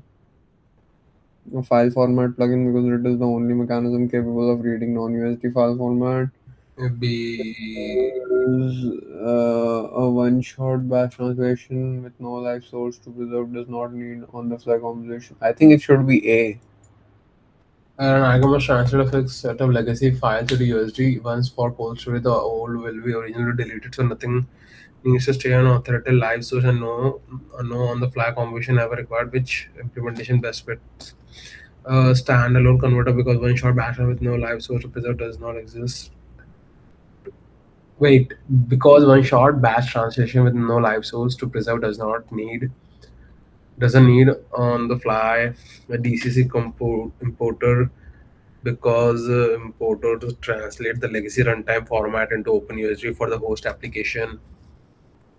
A file format so the legacy file remains source of the truth and composes into stages directly. That would happen. B because it is the only mechanism capable of reading. Why not? Archival job translates a fixed file of legacy mesh files into exactly once for cold storage. Okay, yeah, a standalone converter. But wait, why are we going with standalone converter again? Wait, a file plugin.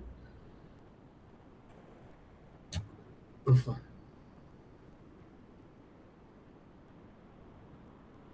I think B. I would go with B. I would go with B. You can do B for me. I might be wrong. File format plugin makes sense for me, but yes, see. Publishing a vehicle asset, a tool sorts every USD geom.mesh under a geometric scope and every USD shade out material under a look scope, both children of the assets default prim a surf. Look, both children of the assets default prim a surface artist later edits only the asset shading without touching its silhouettes and the modeling of the surface teams contribute in parallel beyond the tidiness. What does this geometry look split primary accomplishes for these contributors? Fuck, dude. Ah, fuck. What the fuck? Vehicle. Publishing a vehicle asset, a tool sorts every USD geom mesh under a geometry scope and every USD dot material. Yes, okay. Both children of assets of the assets default prim. Okay, a surfacing artist later edits only the assets shading without touching its silhouette. So shading would be in under and every it's under look scope shading without touching its silhouette. Okay, and the modeling and surfacing teams contribute in parallel. Modeling and surfacing teams contribute in parallel. Beyond tidiness, what does this geometry slash look split primarily accomplish for these downstream contributors? It establishes model hierarchy by tagging geometry as kind component. No, it marks geometry as renderable model and looks as no usation. I'm gonna go with C over here. A surface artist later edits only assets and then it establishhes the model In the hierarchy. modular geometry products from surface materials products, so each team can locate and edit its own contributions. Yes, it's gonna be C. It marks the geometry scope as This one is comparatively easy, bro. it marks the geometry scope as a renderable model and then look scope as incentive model product tablet. So they are On the phone with your girlfriend, she's providing upset. She's reference telling about something that what you does geometry said. like for She's downstream a contributors. rumor like I do. I'm on the moon because you stand by me. She does a I think A, I would go with A. she wears shoots skirts, I let t-shirts, she's your cabinet and I wanna be A team true. is prototyping arbitrary and user fields on-prem, debating between authoring them as namespace, custom properties versus stuffing them into custom data metadata. For OpenUSD guidance, why are custom properties often preferred for this prototyping? You A team is belong prototyping arbitrary and with user fields on-prem, me, you debating between authoring them as belong. namespace custom properties versus stuffing them into custom data metadata. For OpenUSD guidance, why are custom properties often preferred for this prototyping? The team is prototyping arbitrary end users fields. 1 second, let me pause the music real quick. Okay. Data cannot be documented or tied. They are evaluated without. A team is prototyping arbitrary end user fields on prem, debating between authoring them as namespace custom properties versus stuffing them into custom data metadata. For OpenUSD guidance, why are custom properties often preferred for this prototyping? Custom data cannot be documented or typed, while custom properties alone support a value type. Okay, custom properties are evaluated without value resolution, while custom data is resolved on every query. Not true. Custom data is composable dictionary type. That is more costly during composition, whereas no. Custom data lacks namespacing, so custom properties are sole way to avoid name clashes between teams. Hmm. Custom properties alone support a value type and doc string. It's crazy. Uh, Options are fucking crazy. yeah, bro. How many do we have to select? One. Uh,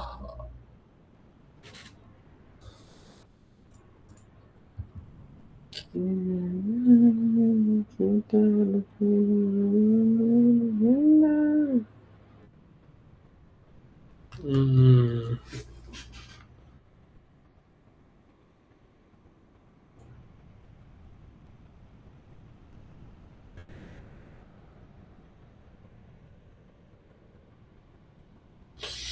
Uh, why are custom properties often preferred for this prototyping?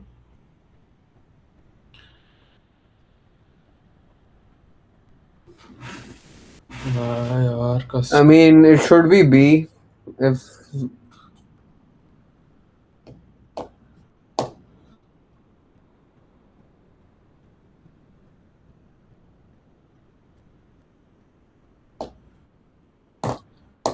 I don't know, man. Like a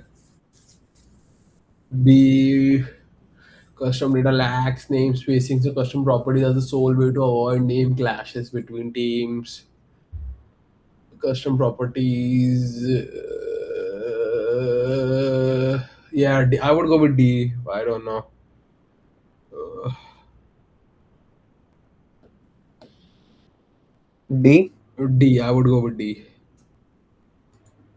We will see what happens. Nothing to do. In this quiz, we are gonna get fucked. Or like this pipeline thing, and a lot of wrong for sure. D. Source delivers rigging an animation data, but only consumer is CAD review tool that has no use for animation.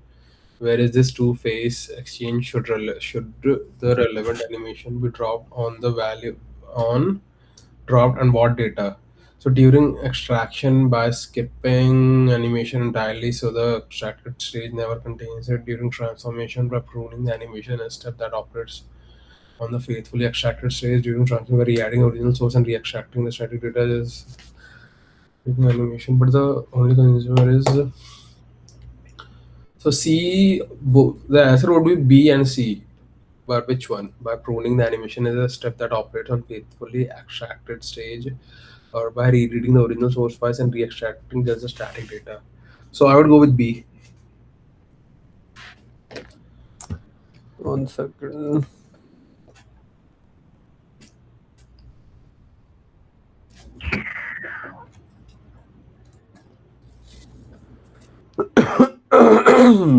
Okay, a source delivers rigging and animation data, but the only consumer is CAD, a review tool that has no use for or animation.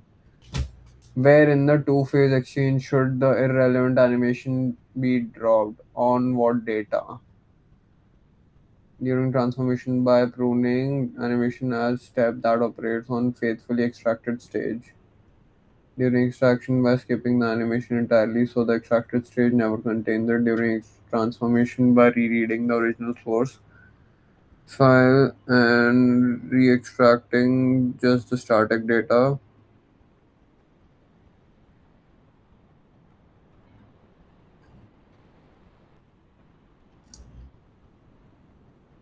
But the only consumer is cat review tool that has no use for animation. Where two phase should there animation?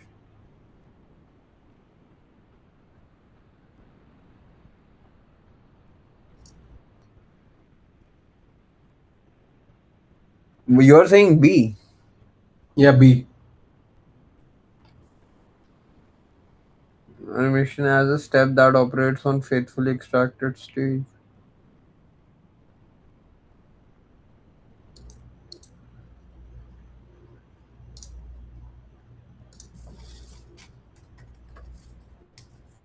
I'm gonna go with A. You're saying B, right? Yeah. Why would you want to extract the animation data at all if you have no use for it? I don't know. We can because you can keep it for something else because Bro, if the question is saying that it's only for consumer data, but the only only for consumer is consumer, a CAD review tool that has no that use. has no use for animation. Oh. Oh yeah, then it's gonna be A. My bad, my bad. It's gonna be A. I mean, it can also be B. I don't No, know. no, no, no. It's Maybe gonna I'm be. getting It's it gonna be. wrong. It's gonna because But the only consumer, it says the only consumer is A.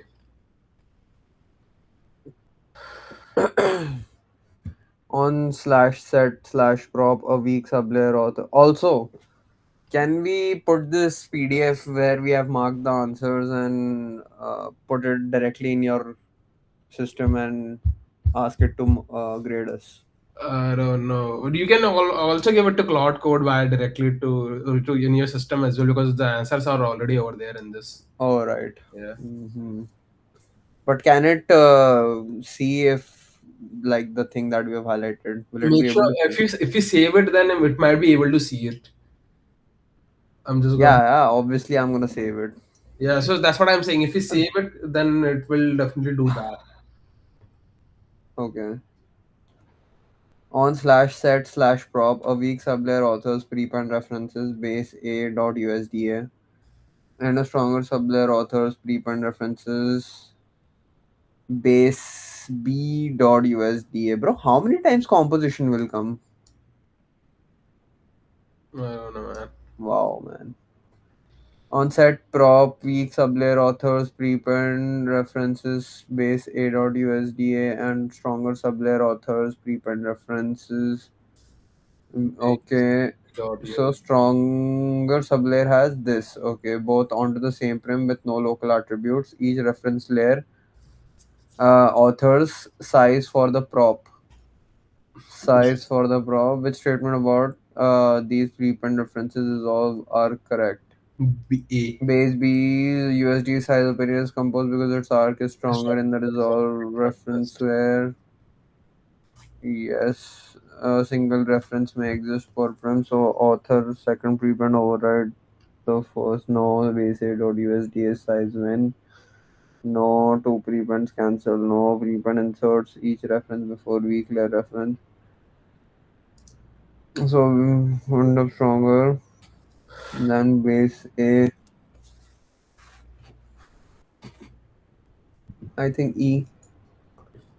E. That's the only one that makes sense. You can insert each reference before weekly reference of B base B end up stronger than insert each reference before the two preference cancel, leaving no reference. Base B wins because first order reference is stronger. Yeah, E. Yes, A and E. Mm-hmm.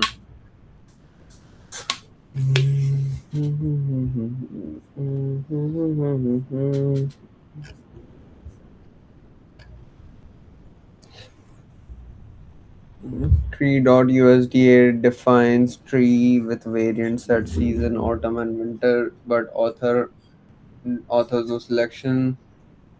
Two prims in a scene each reference tree.usda. One wants autumn, another wants winter. Where can the season selection be authored? Each reference shows a different option. So since each variant selection may be authored on a layer that reference the prim, letting each prim pick set as an option. Each reference, for instance, variant selection may be authored on a layer that references the Now, prim, where the variant section? letting each reference pick its I think own A. option inside tree.users. So every reference shares one selection by flattening each layer.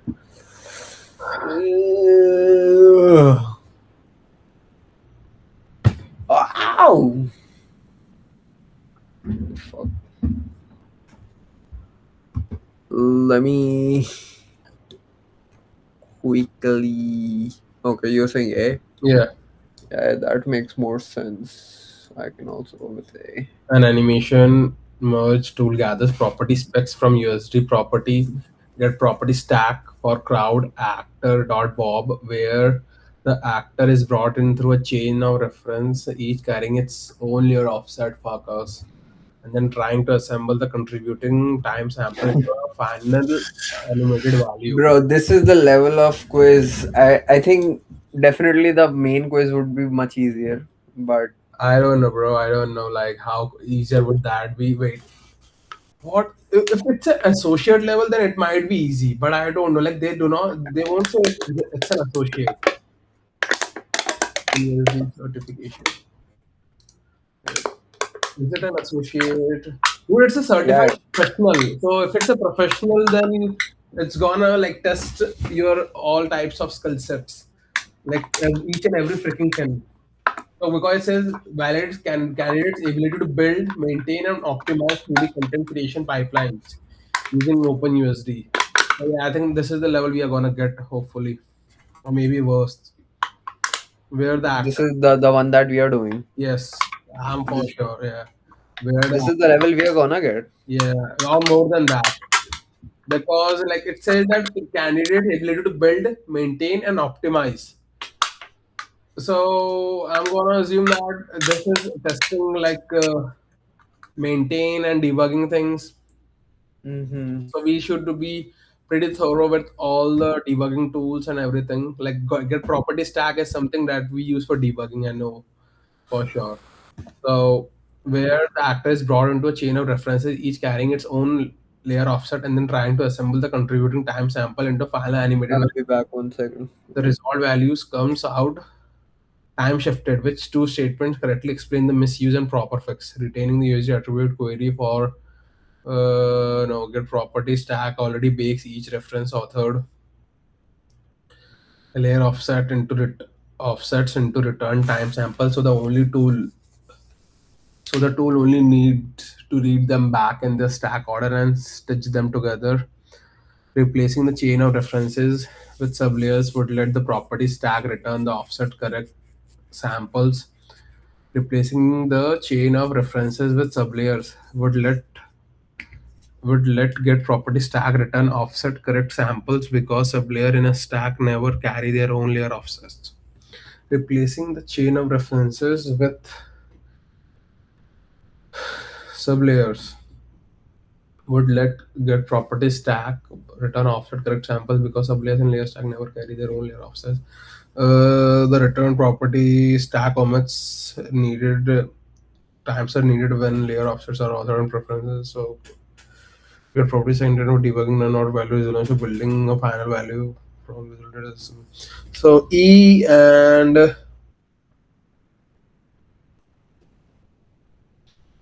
E and what? E and what? E and what? Retaining a USD attribute query for the attribute is document was to perform repeated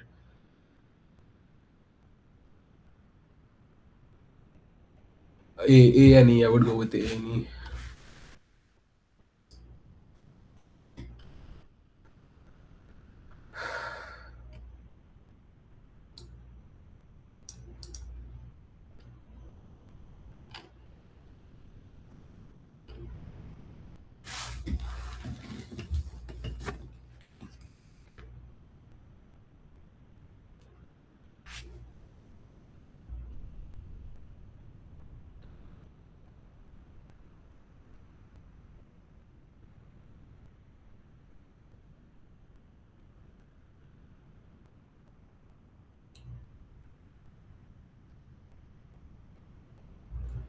It's getting cold outside. Why the fuck?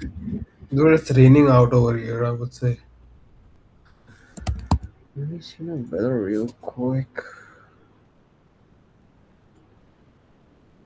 Oh shit, it's fucking 15 degrees. Damn. And it's gonna be oh nice. Oh bro, shit. I'm not going to the office tomorrow though.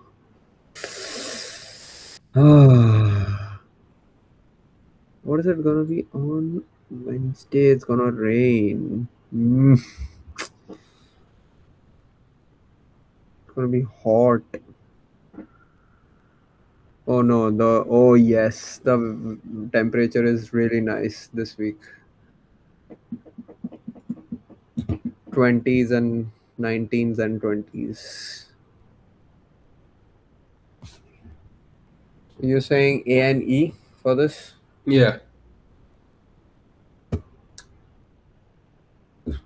Only A and E, bro. There are three options. Select three options. Oh, my bad. I thought it that too.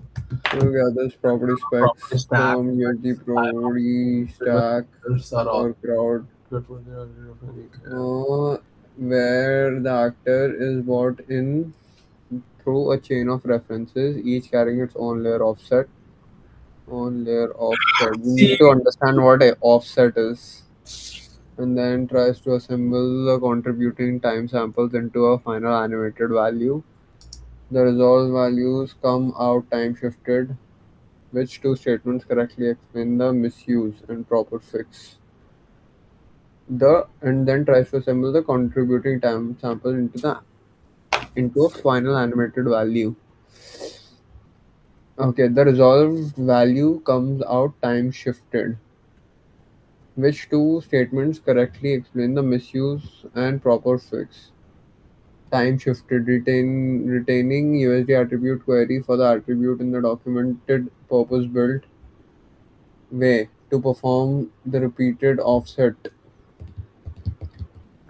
correct value resolution that this merging tool actually requires. Get property stack already bakes each reference authored layered offset into the return time sample. Get property stack bakes each reference authored layer offset into the return time sample, so the tool only needs to read them back in their stack order and stitch them together. Replace this chain. I don't know, bro. What the fuck? I have no clue about USD. ACE. Do is What? ACE.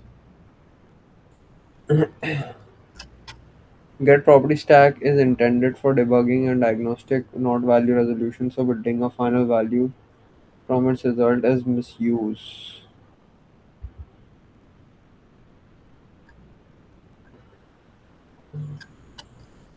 Whatever. Hold on, this one.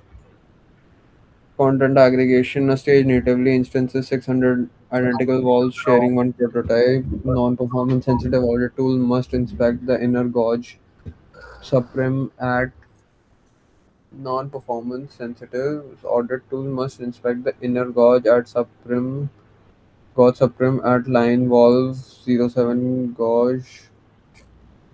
What What does the instance instance proxy proxy provide that querying the shared prototype does not? What does the instance proxy provide that querying the shared prototype does instance proxy a flattened duplicate of prototype subgraph baked beneath valve 07 removing the instance relationship for the wall read-only path addressable stand-in B. had both I would say, I would say B, an editable copy. No, B. I think B, a read-only path. path addressable stand and line valve 07 gauge that lets the tool inspect the instance subgraph without following in direction to prototype. An editable copy of the gauge under valve 07 so the tool can author per instance overrides while instancing stays enabled. A separate prototype generated for valve 07 alone giving the gauge a unique addressable path distinct from the other valves.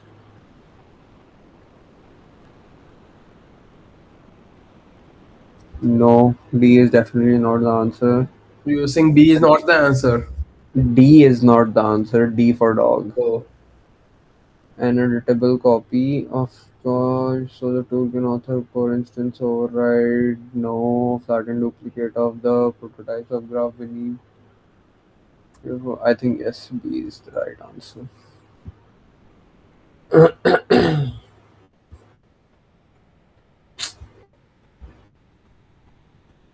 Alright, pipeline development. An asset lofts, bro, what? Lofts.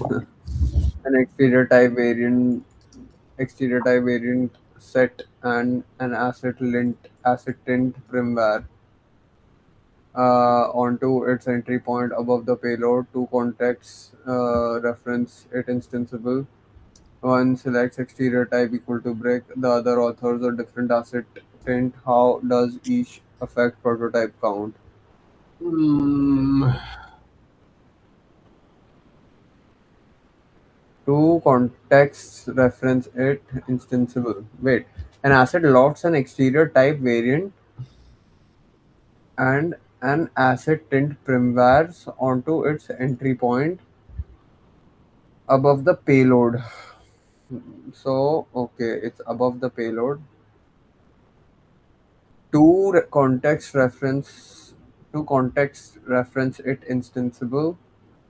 One selects exterior type brick, and one selects and the other authors different asset tint or different asset tint. How does each affect prototype count?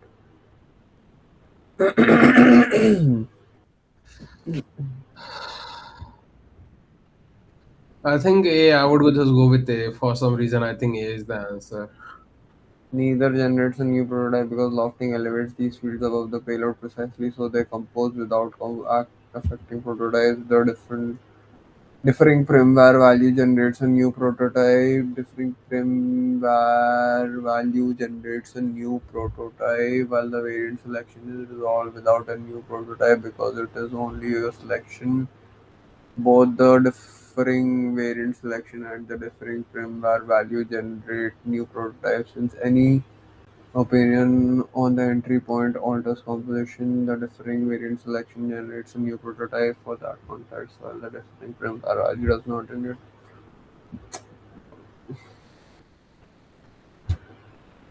I don't even understand the vocabulary. Neither generates a new prototype.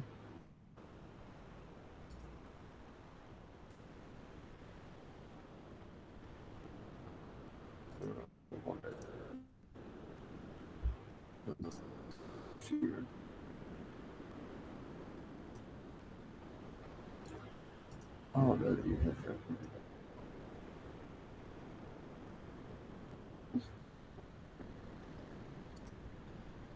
without affecting prototype? Differing firmware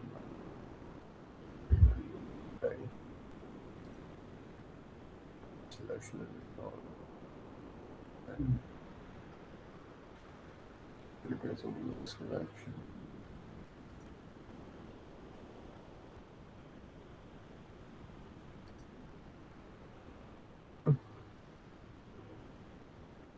The differing firmware value generates a new prototype while the variant selection is resolved. Different firmware value generates a new prototype. No, so B is definitely not the answer. Both differing variant selection and different firmware value. No. Variant selection generates a new prototype for that context or differing firmware does not generate a new prototype. D could be the answer. Neither generate. Yes, D. I'm gonna go with D. D. Different variant generator. Okay, mark A for me.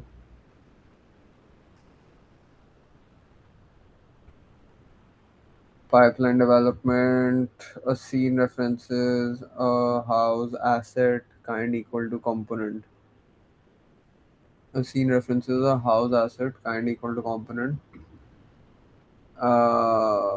Directly under scene block 07, but the referencing prim block 07 carries no kind opinion, even though scene above it is kind assembly. Which statement about this model hierarchy are correct? The missing kind is harmless because the kind is advisory material and is not consulted by composition. Seen in references house asset kind equal to component and directly under block, but the reference print block carries no kind opinion. On the scene Then about its as long as scene is an assembly. Since is the topmost ancestor of the component needs group kind, authoring group kind equal to group or group subkind on block 07. seven. It stores contiguous chain of group kinded ancestors above the house component. The model hierarchy is broken because every ancestor of component must be group. Every ancestor of component must be a No, group or a group subkind, and block. block 07 has no kind breaking the chain. Block 07 should be tagged as kind so that house asset becomes a I think subcomponent of the other option would be block C, authoring kind group or a group kind subkind on block 7 restores a I continuous. know, but I know, yeah, that's the only one that makes sense. Yes. But I don't know if it's the right thing conceptually. I, But that is the only one that makes sense completely.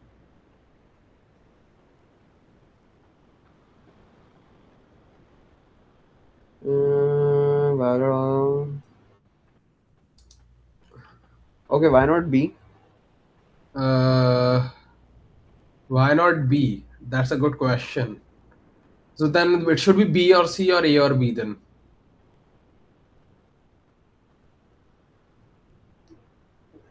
So do you think in an assembly model kind we can directly use Yes, add components without adding groups? yes, we can definitely do that.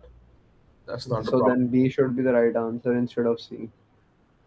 So you're saying assembly block restores a continuous change of kind. Yeah, then B is all. B would be correct answer then. Yes. The arrangement is valid as long as seen as an assembly.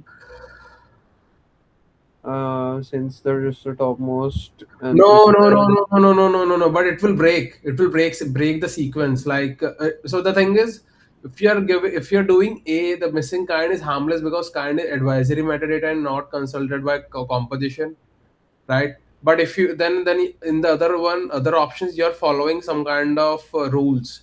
If you're trying to build something, so the arrangement is valid. So it is valid, but it would definitely break at some point. Like scene should have components, or a scene. Sorry, the an assembly should have either groups or either components, right? But it's saying since just the topmost ancestor of a component needs a group kind. So I'm not sure about that. That statement is. What did you say?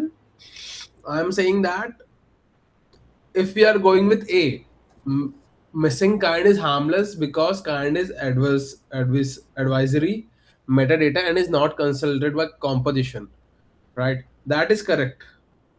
Then the second option is arrangement is valid as long as scene is an assembly since the topmost ancestor of a component needs a group kind. So over here, if we are following everything properly, then there should be something above uh, component definitely. That's my argument. That's why it should be C for now. That authoring kind equal to group or subkind on block 7 restores a continuous change of group kind ancestor above the house component. Like this is also a correct option as well. Like it's not incorrect. But which statement about this model hierarchy are correct? I don't know, man. Like this is some crazy ass thing. What do you want to do? Like I'll I will just I'll I stick will with check with A and C. If you want to do B, that's also fine.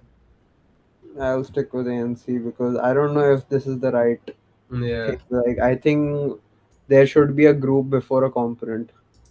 I yeah. think assembly. I don't think the concept that you're saying that the component can be So inside an look at A. assembly. Look at A. What about that? What missing kind is harmless because kind is advisory metadata. So you It's think not consulted by composition. Yeah, it yeah. is just metadata. Okay, yeah. I don't. We will see. Let's see. All right. Moving on to next one. A profiler shows a tool spending most of its time rereading the same animated attribute at hundreds of time codes in a tight loop. The teammate insists the composition caching should already make this fast. What is the correct diagnosis and the remedy? Wow. Composition is cached, but value resolution is not. So retain a USD attribute query or USD resolver info to cache value resolution data for repeated reads. Value resolution is cached, but composition is not. So calling USD stage flattened months before the loop will fully eliminate the per read resolution cost. Both composition and value are cached, neither cached. Again, this caching, bro. What is exactly cached? I don't remember the fucking statement. I know this is. What the fuck was cached? So A is definitely correct. So you're saying composition is cached? Yeah. So retain to cache because it says so retain a USD attribute or resolve to cache resolution data for the repeated reads. Because I know for sure the second line is definitely correct. That we have to make sure to use a USD attribute query, use the value resolution for sure to cache it. And I'm just gonna go composition with looking at the index. That's Nice. my assumption. Hmm. What? What did you say? So USD. So the second line in option A. So retain a US. So how many options do we have to select over here? One or two? One. So One. A. So then probably A is the best one I would go with. You're Or saying composition is cached. yeah, but value resolution is not, and so retain a USD attribute query or resolved info to cache resolution data for the repeated reads. This because of this statement, I'm gonna go with A. Can you go back? Let me read the question once again. I know, just quickly. Uh, Profiling shows tool reading attributes 100 times the code. And it says computing composing cache. What is it? Yes. Yeah, let's go back. Yeah, let's go to the options again. Okay, options, bro. What? Options back to options, right? So a value is cache but comments of polymer once before the loop will fully eliminate or read. But B is also correct as well because I know flat. No, definitely it's gonna be one of A or B. Yes, USD stays flattened once before the loop will fully eliminate the per read resolution cost. Yeah, B. Let's go with B. We Value will. resolution is cached, Yes, we'll go with B. but composition is not. Yes. Like composition index is cached. Bro, composition index is something in which the composition is cached. Composition index is just like a table or like a Okay. storing So container. then I will go with A. Let's do A. Fuck it. Let's do A. We will see. Let's do A. Yeah. Final option. A. For me, it's gonna be A. Hmm. This quiz is gonna fuck us a lot, bro. A lot of wrong. A developer authors a transform on a USD XForm via USD geom dot XForm common API and then runs a get applied schemas expecting to see XForm common API listed. It is absent. Why and where do we author the operations live? Developer authors a transform on a USD geom XForm via USD geom dot XForm common API, then runs prim dot get applied schema expecting to see XForm common API listed. It is absent. Why and where do the authored operation live? A developer authors a transform on USD geom via USD geom.xform common API, then runs get applied schemas expecting to see xform common, but it is absent, and why?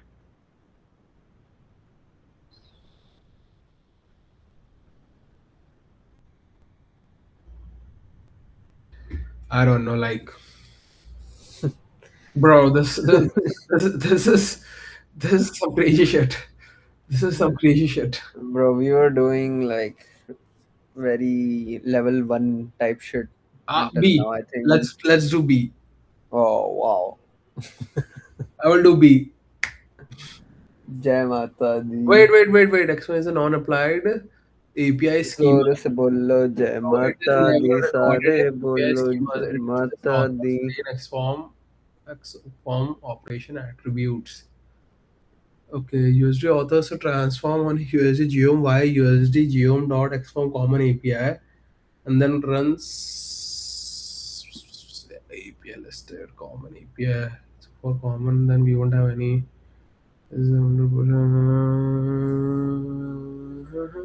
Do we do operations attributes and then we draw? Yeah, I think A. Let's do A. Ah, yeah, A. Fuck us. What the Fuck, f- bro.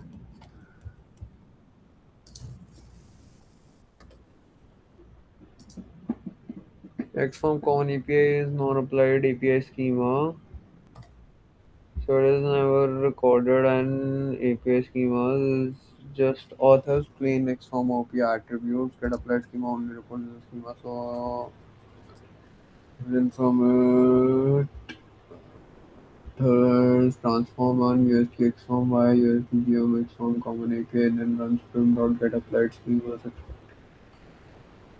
instead it is absent. Why and where do the authored operations live? Why and where do the authored operations live on developer? Transform on USD geom X form Y USD. The apply was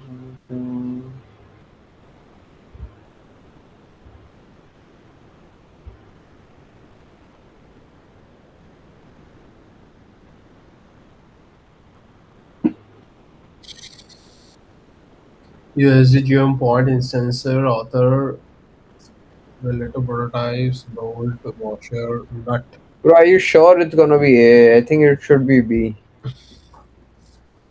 Well, I don't know, man. I just went with A because of the X form. Because you're done. No, because of the X form operation attributes. Mm-hmm. That is the only Okay. reason. So I don't know. A USD geom point instancer author's relative reference or relative. What is it? Rel is reference or relative? Rel- relationship prototypes. Oh, relationship prototypes. Yes. Bolt and blah blah blah list, and then indices 200120. That means 200120.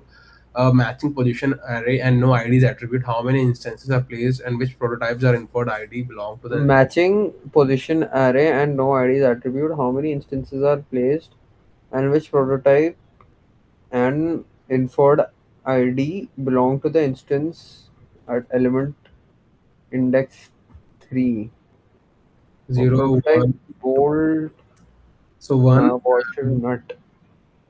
and proto indices. So 0123. So one is gonna be a matching positions array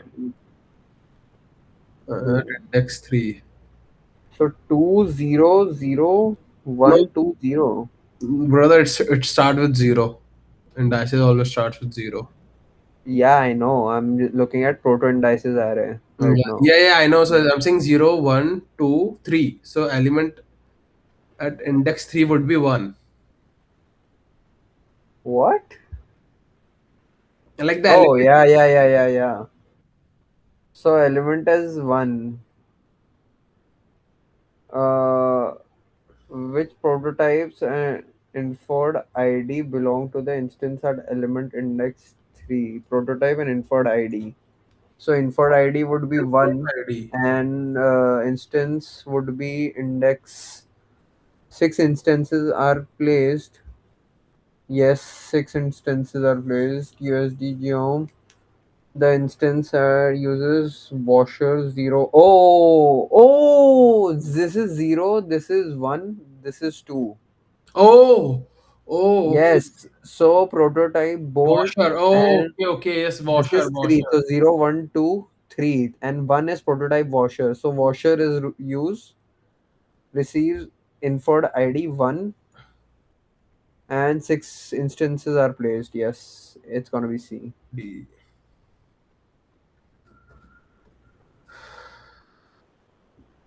C.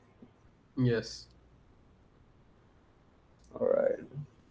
Yeah, because I remember this assignment 012. Mm-hmm.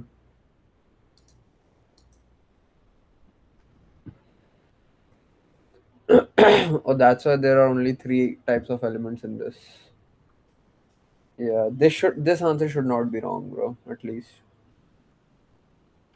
otherwise, it's gonna be a bad. Yeah. Okay. A studio references props with database alias identifier like DB, chair, rev, approved, resolved by a customer, resolver plugins. What the fuck? Custom AR resolver plugin. Or custom AI resolver plugin that requires a service and returns the concrete revisions the data at load time. On an artist laptop, the plugin is not installed. It has seen that references kitchen with a related path still loads correctly, which statement explains both behavior. On an artist's laptop, 1 second. A studio references props with database aliased.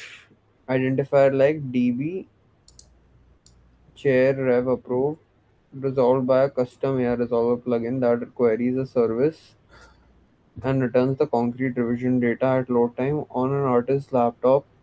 The plugin is not installed. On an artist's laptop, the plugin is not installed yet. A scene that references setkitchen.usd. A scene that references setkitchens.usd with a relative path still loads correctly. The relative path still loads correctly. Okay. Asset resolution applies to payload alone. Um,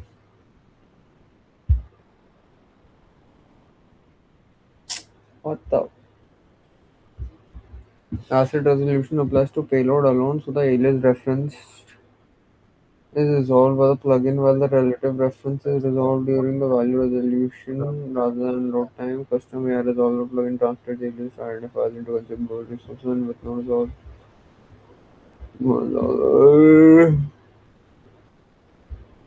What do you guys know? So B is both the alias identifiers and the relative path require the custom AI resolver. So the relative reference loading without the plugin indicates the alias was silently rewritten to the C. files path. What C? Why? Why? Because of the last line. So the relative reference loading without plugin indicates that the alias was silently returned to the file system path. The default resolver translates the aliased identifiers and the custom AI resolver plugin handles just the relative path references that search paths cannot find. Or D. C or D. The default resolver translates the alias identifier and the custom. Just the relative path reference that search path cannot find. Oh, glossary. But this was not in glossary. AI resolver. Dude, AR resolver was in glossary. I know, but this information was not in glossary. What are they asking? Dude, Like they are trying to, dude, it gave us a scenario over there. Basically, like I think it created a scenario, I would say. get a scene that references sets slash kitchen dot USD.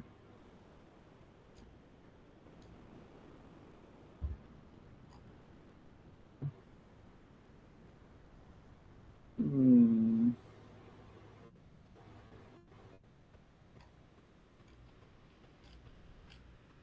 Hmm.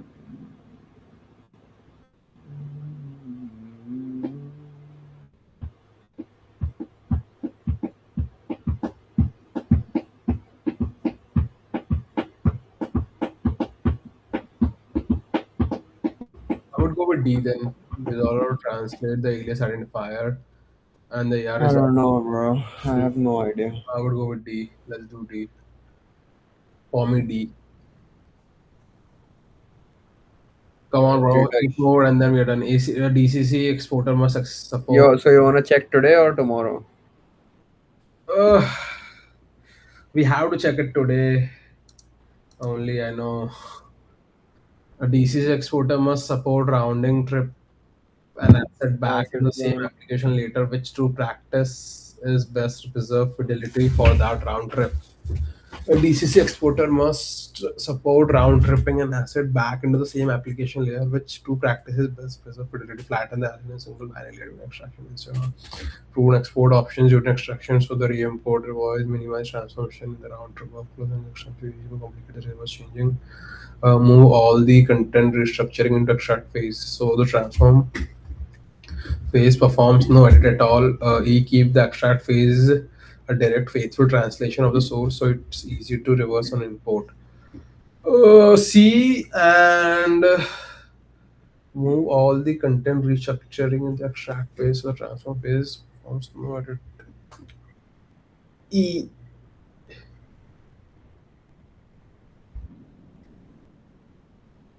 CNE. Yeah. See, any keep the extract phase a direct faithful translation of source. Minimize the transformation. Yeah, transformation in the round trip workflow, correct. Since it's extensive reshaping complicates reversing the changes. Keep the extract phase a direct faithful translation of the source so it stays easy to revert on re-import. Yes. That's true. An aggregate rack asset is referenced and instanceable. Uh, Inside its contents, each palette child is itself referenced and instanceable. The rack appears twice, and each rack holds three identical palettes. The rack appears twice, and each rack holds three identical palettes. What does this nested instancing accomplish? Nesting collapses a single prototype for the outermost rack with the inner palette instances absorbed into the rack prototype and not independently shared. Okay, insiders. One prototype is generated for the rack subgraph, subgraph is generated for the palette subgraph with the both. Okay, wait. I'll visualize this for a second. An Aggregate asset is referenced and instanceable.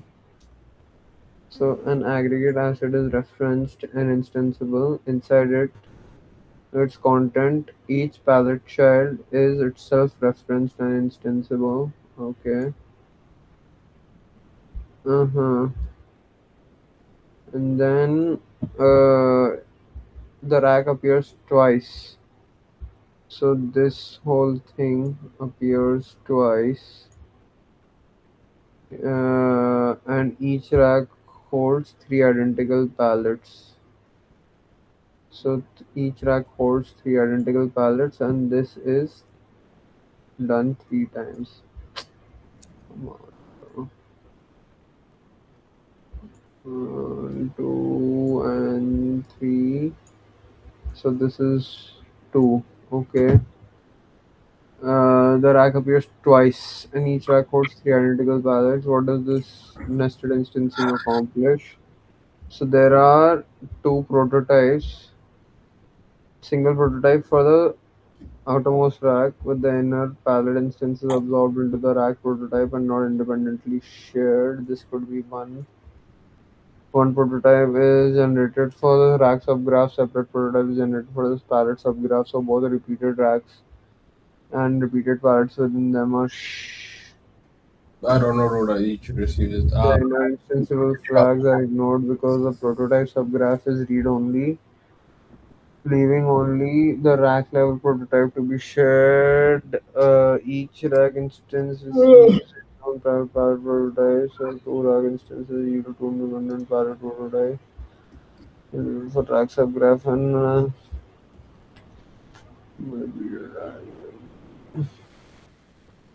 I think it's gonna be B. B. Okay, I don't know about this. Like, I think this part is really B for me. I would have to take a look into the nested instancing again. I'm gonna study data exchange for completely like data And I'm planning that loading. we should not do the answer key matching today because do it 2:44 a.m. Fuck. Oh, Yeah, it's 3 years. That because we did 60 questions, no today. That's why. so I think, and I think this time I would basically do something so that we can get our everything, all the quizzes answer all at once. Like I will I will work on a new type of quiz basically that will basically help us. Yeah, let's do 54.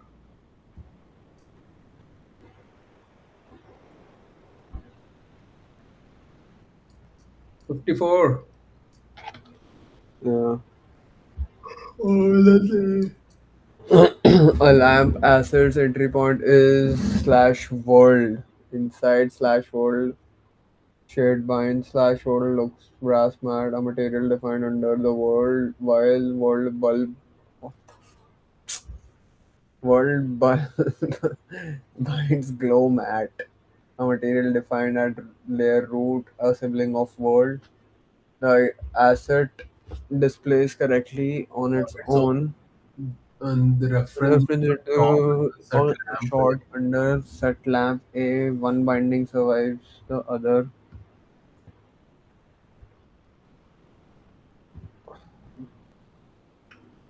The acid displays correctly on its own the reference into a short layer set lamp A, one binding survives, and other is dropped with a warning that a relationship target refers to a path outside the scope of Okay. the Oh, reference, shade which binding. binding The survives and under what by fixes the on broken one. by The entropy. bulb to glow matte binding survives. Move brass So mat as to out to at layer root sibling of worlds of both materials share the same scope. B.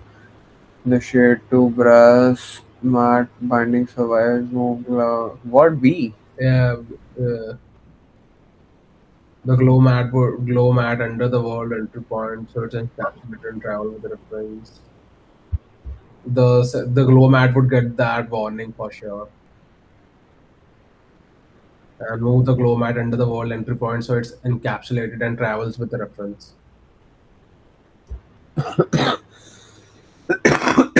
A prop shipping. Claude Code did took it seriously this time, and like fuck you, bro. I'm gonna Hmm. fuck you in the ass. Mm, Oh, fuck.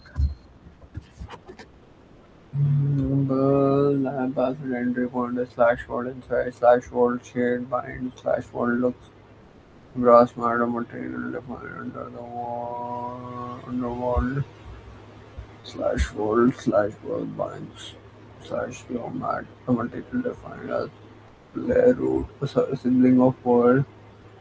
Huh. Material defined as the layer root a sibling of world. The asset displays correctly on its own, reference to a short. B, I guess, Yeah. A prop, because encapsulated. a prop ships a final quality mesh used only at Heavy final quality mesh used only at render time and lightweight stand-in shown in navigating the viewpoint. USD geometrical purpose token pair expresses this, and what does the purpose control? Render and guide, which sets the principal visibility to invisible until selected, which toggle the prim is active in composition render. It's definitely going to be B or A. Render and proxy, which gate whether each subtree is included to given scene graph. yeah, we can go with proxy. Yeah. Yeah, Real time configurator tools toggles two variant sets on a kiosk set.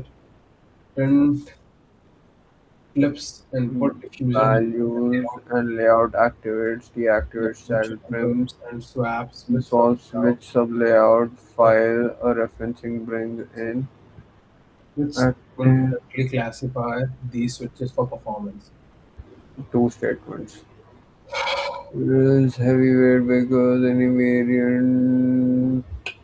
No. Switching layout is lightweight? No. Switching layout is heavyweight with activation changes and reference for burst part? Yes. C. Switching trend is lightweight because only those attribute values change and composition index is unchanged. Think C and D. CMD. Okay, okay.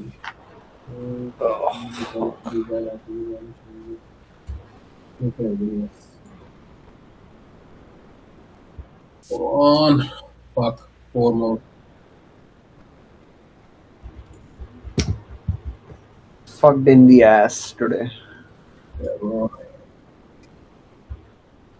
Big ass marathon. On asset, on slash asset, a stronger sublayer authors custom data.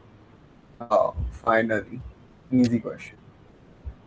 Custom data string owner team A string rev is v3 String and a weaker sublayer authors custom data string owner nodes. So we got team string node A, V3 and which nodes. statement correctly describes the composed data dictionary. So team A v3 and with team both rev v3 And nodes. and nodes with no. Key the layer written A and No, bro. Rev V3 is in stronger layer and notes with. so there Oh yeah, yeah, yeah, yeah, yeah, yeah, right. yeah. Owner appears twice in another dictionary. No, not deeper. The shared key owner resolves to team A because the stronger opinion wins for key. Yes, Yes. yes, that's it. 58. Telemetry. Data exchange, a telemetry platform holds received data only in a live memory database that is continually updated, and stakeholders insist the database stay authoritative source that a stage composes against directly with no exported snapshot. Which integration approach fits and why DCC exporter because exporters translates the host application runtime format into OpenUSD and on-demand or file format plugin because it lets stage compose non-file sources directly and keep source as the source of true DCC importer because importers translate OpenUSD into runtime format and database importer because importer translates OpenUSD into runtime format. The database is standard that periodically dumps the database to USD file.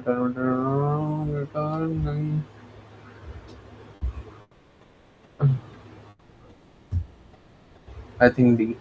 I'm gonna go D. I don't know about this. This is a weak one. I guess I want to take a look at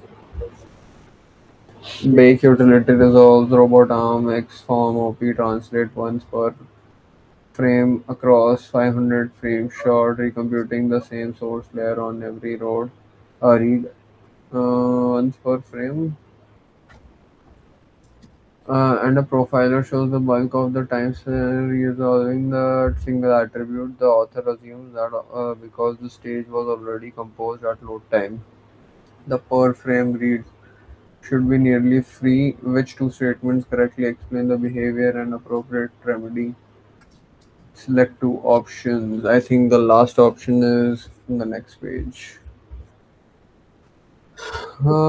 Bake utility resolves robot arm X from translate OP once per frame across 500 frame short, so 500 times. Same source says on every read, so 500 times. The profiler shows the bulk of the time spent resolving that single attribute. The author assumes that because the stage was already composed at load time, the per frame read should be nearly free. Um, hmm. Resolve attribute values are memorized after the first read of each attribute, so just the first frame read should be expensive. I think A should be right. OpenUSD caches frame level composition index when the stage is open but does not pre-compute resolved attribute value. Again, bro, the same fucking cached thing. Mm, D. One answer would be D.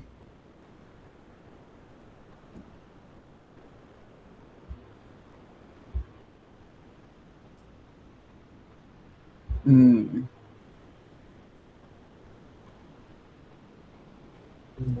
Like if we, I know for sure that if we use USD attribute query, that helps us to cache. mm.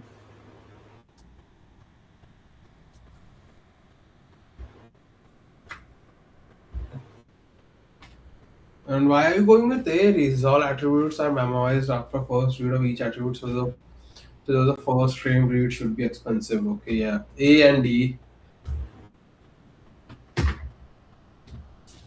Yeah, A and D. You're saying D. Yeah, D. Retaining a USD attribute query for that attribute lets to cache the resolution setup and also repeated per frame reads more cheaply. More cheaply.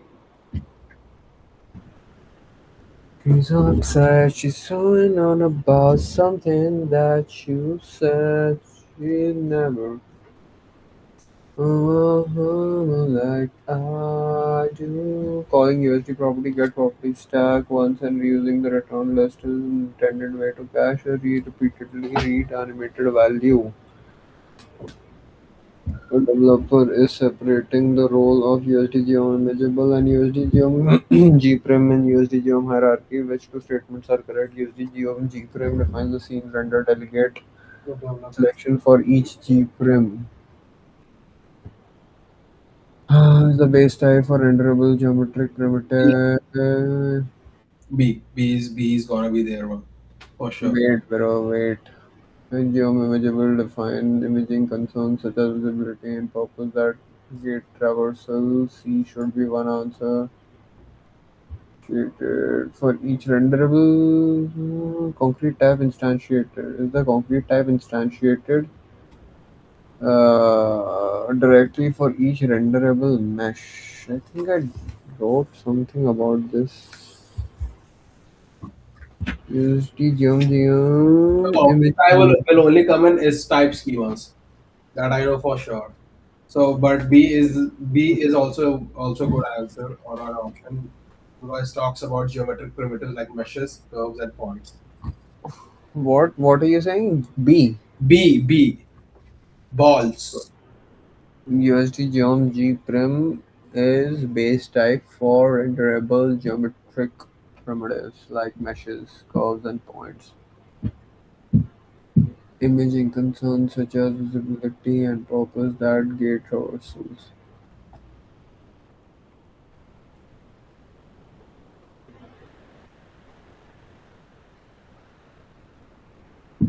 Like I do.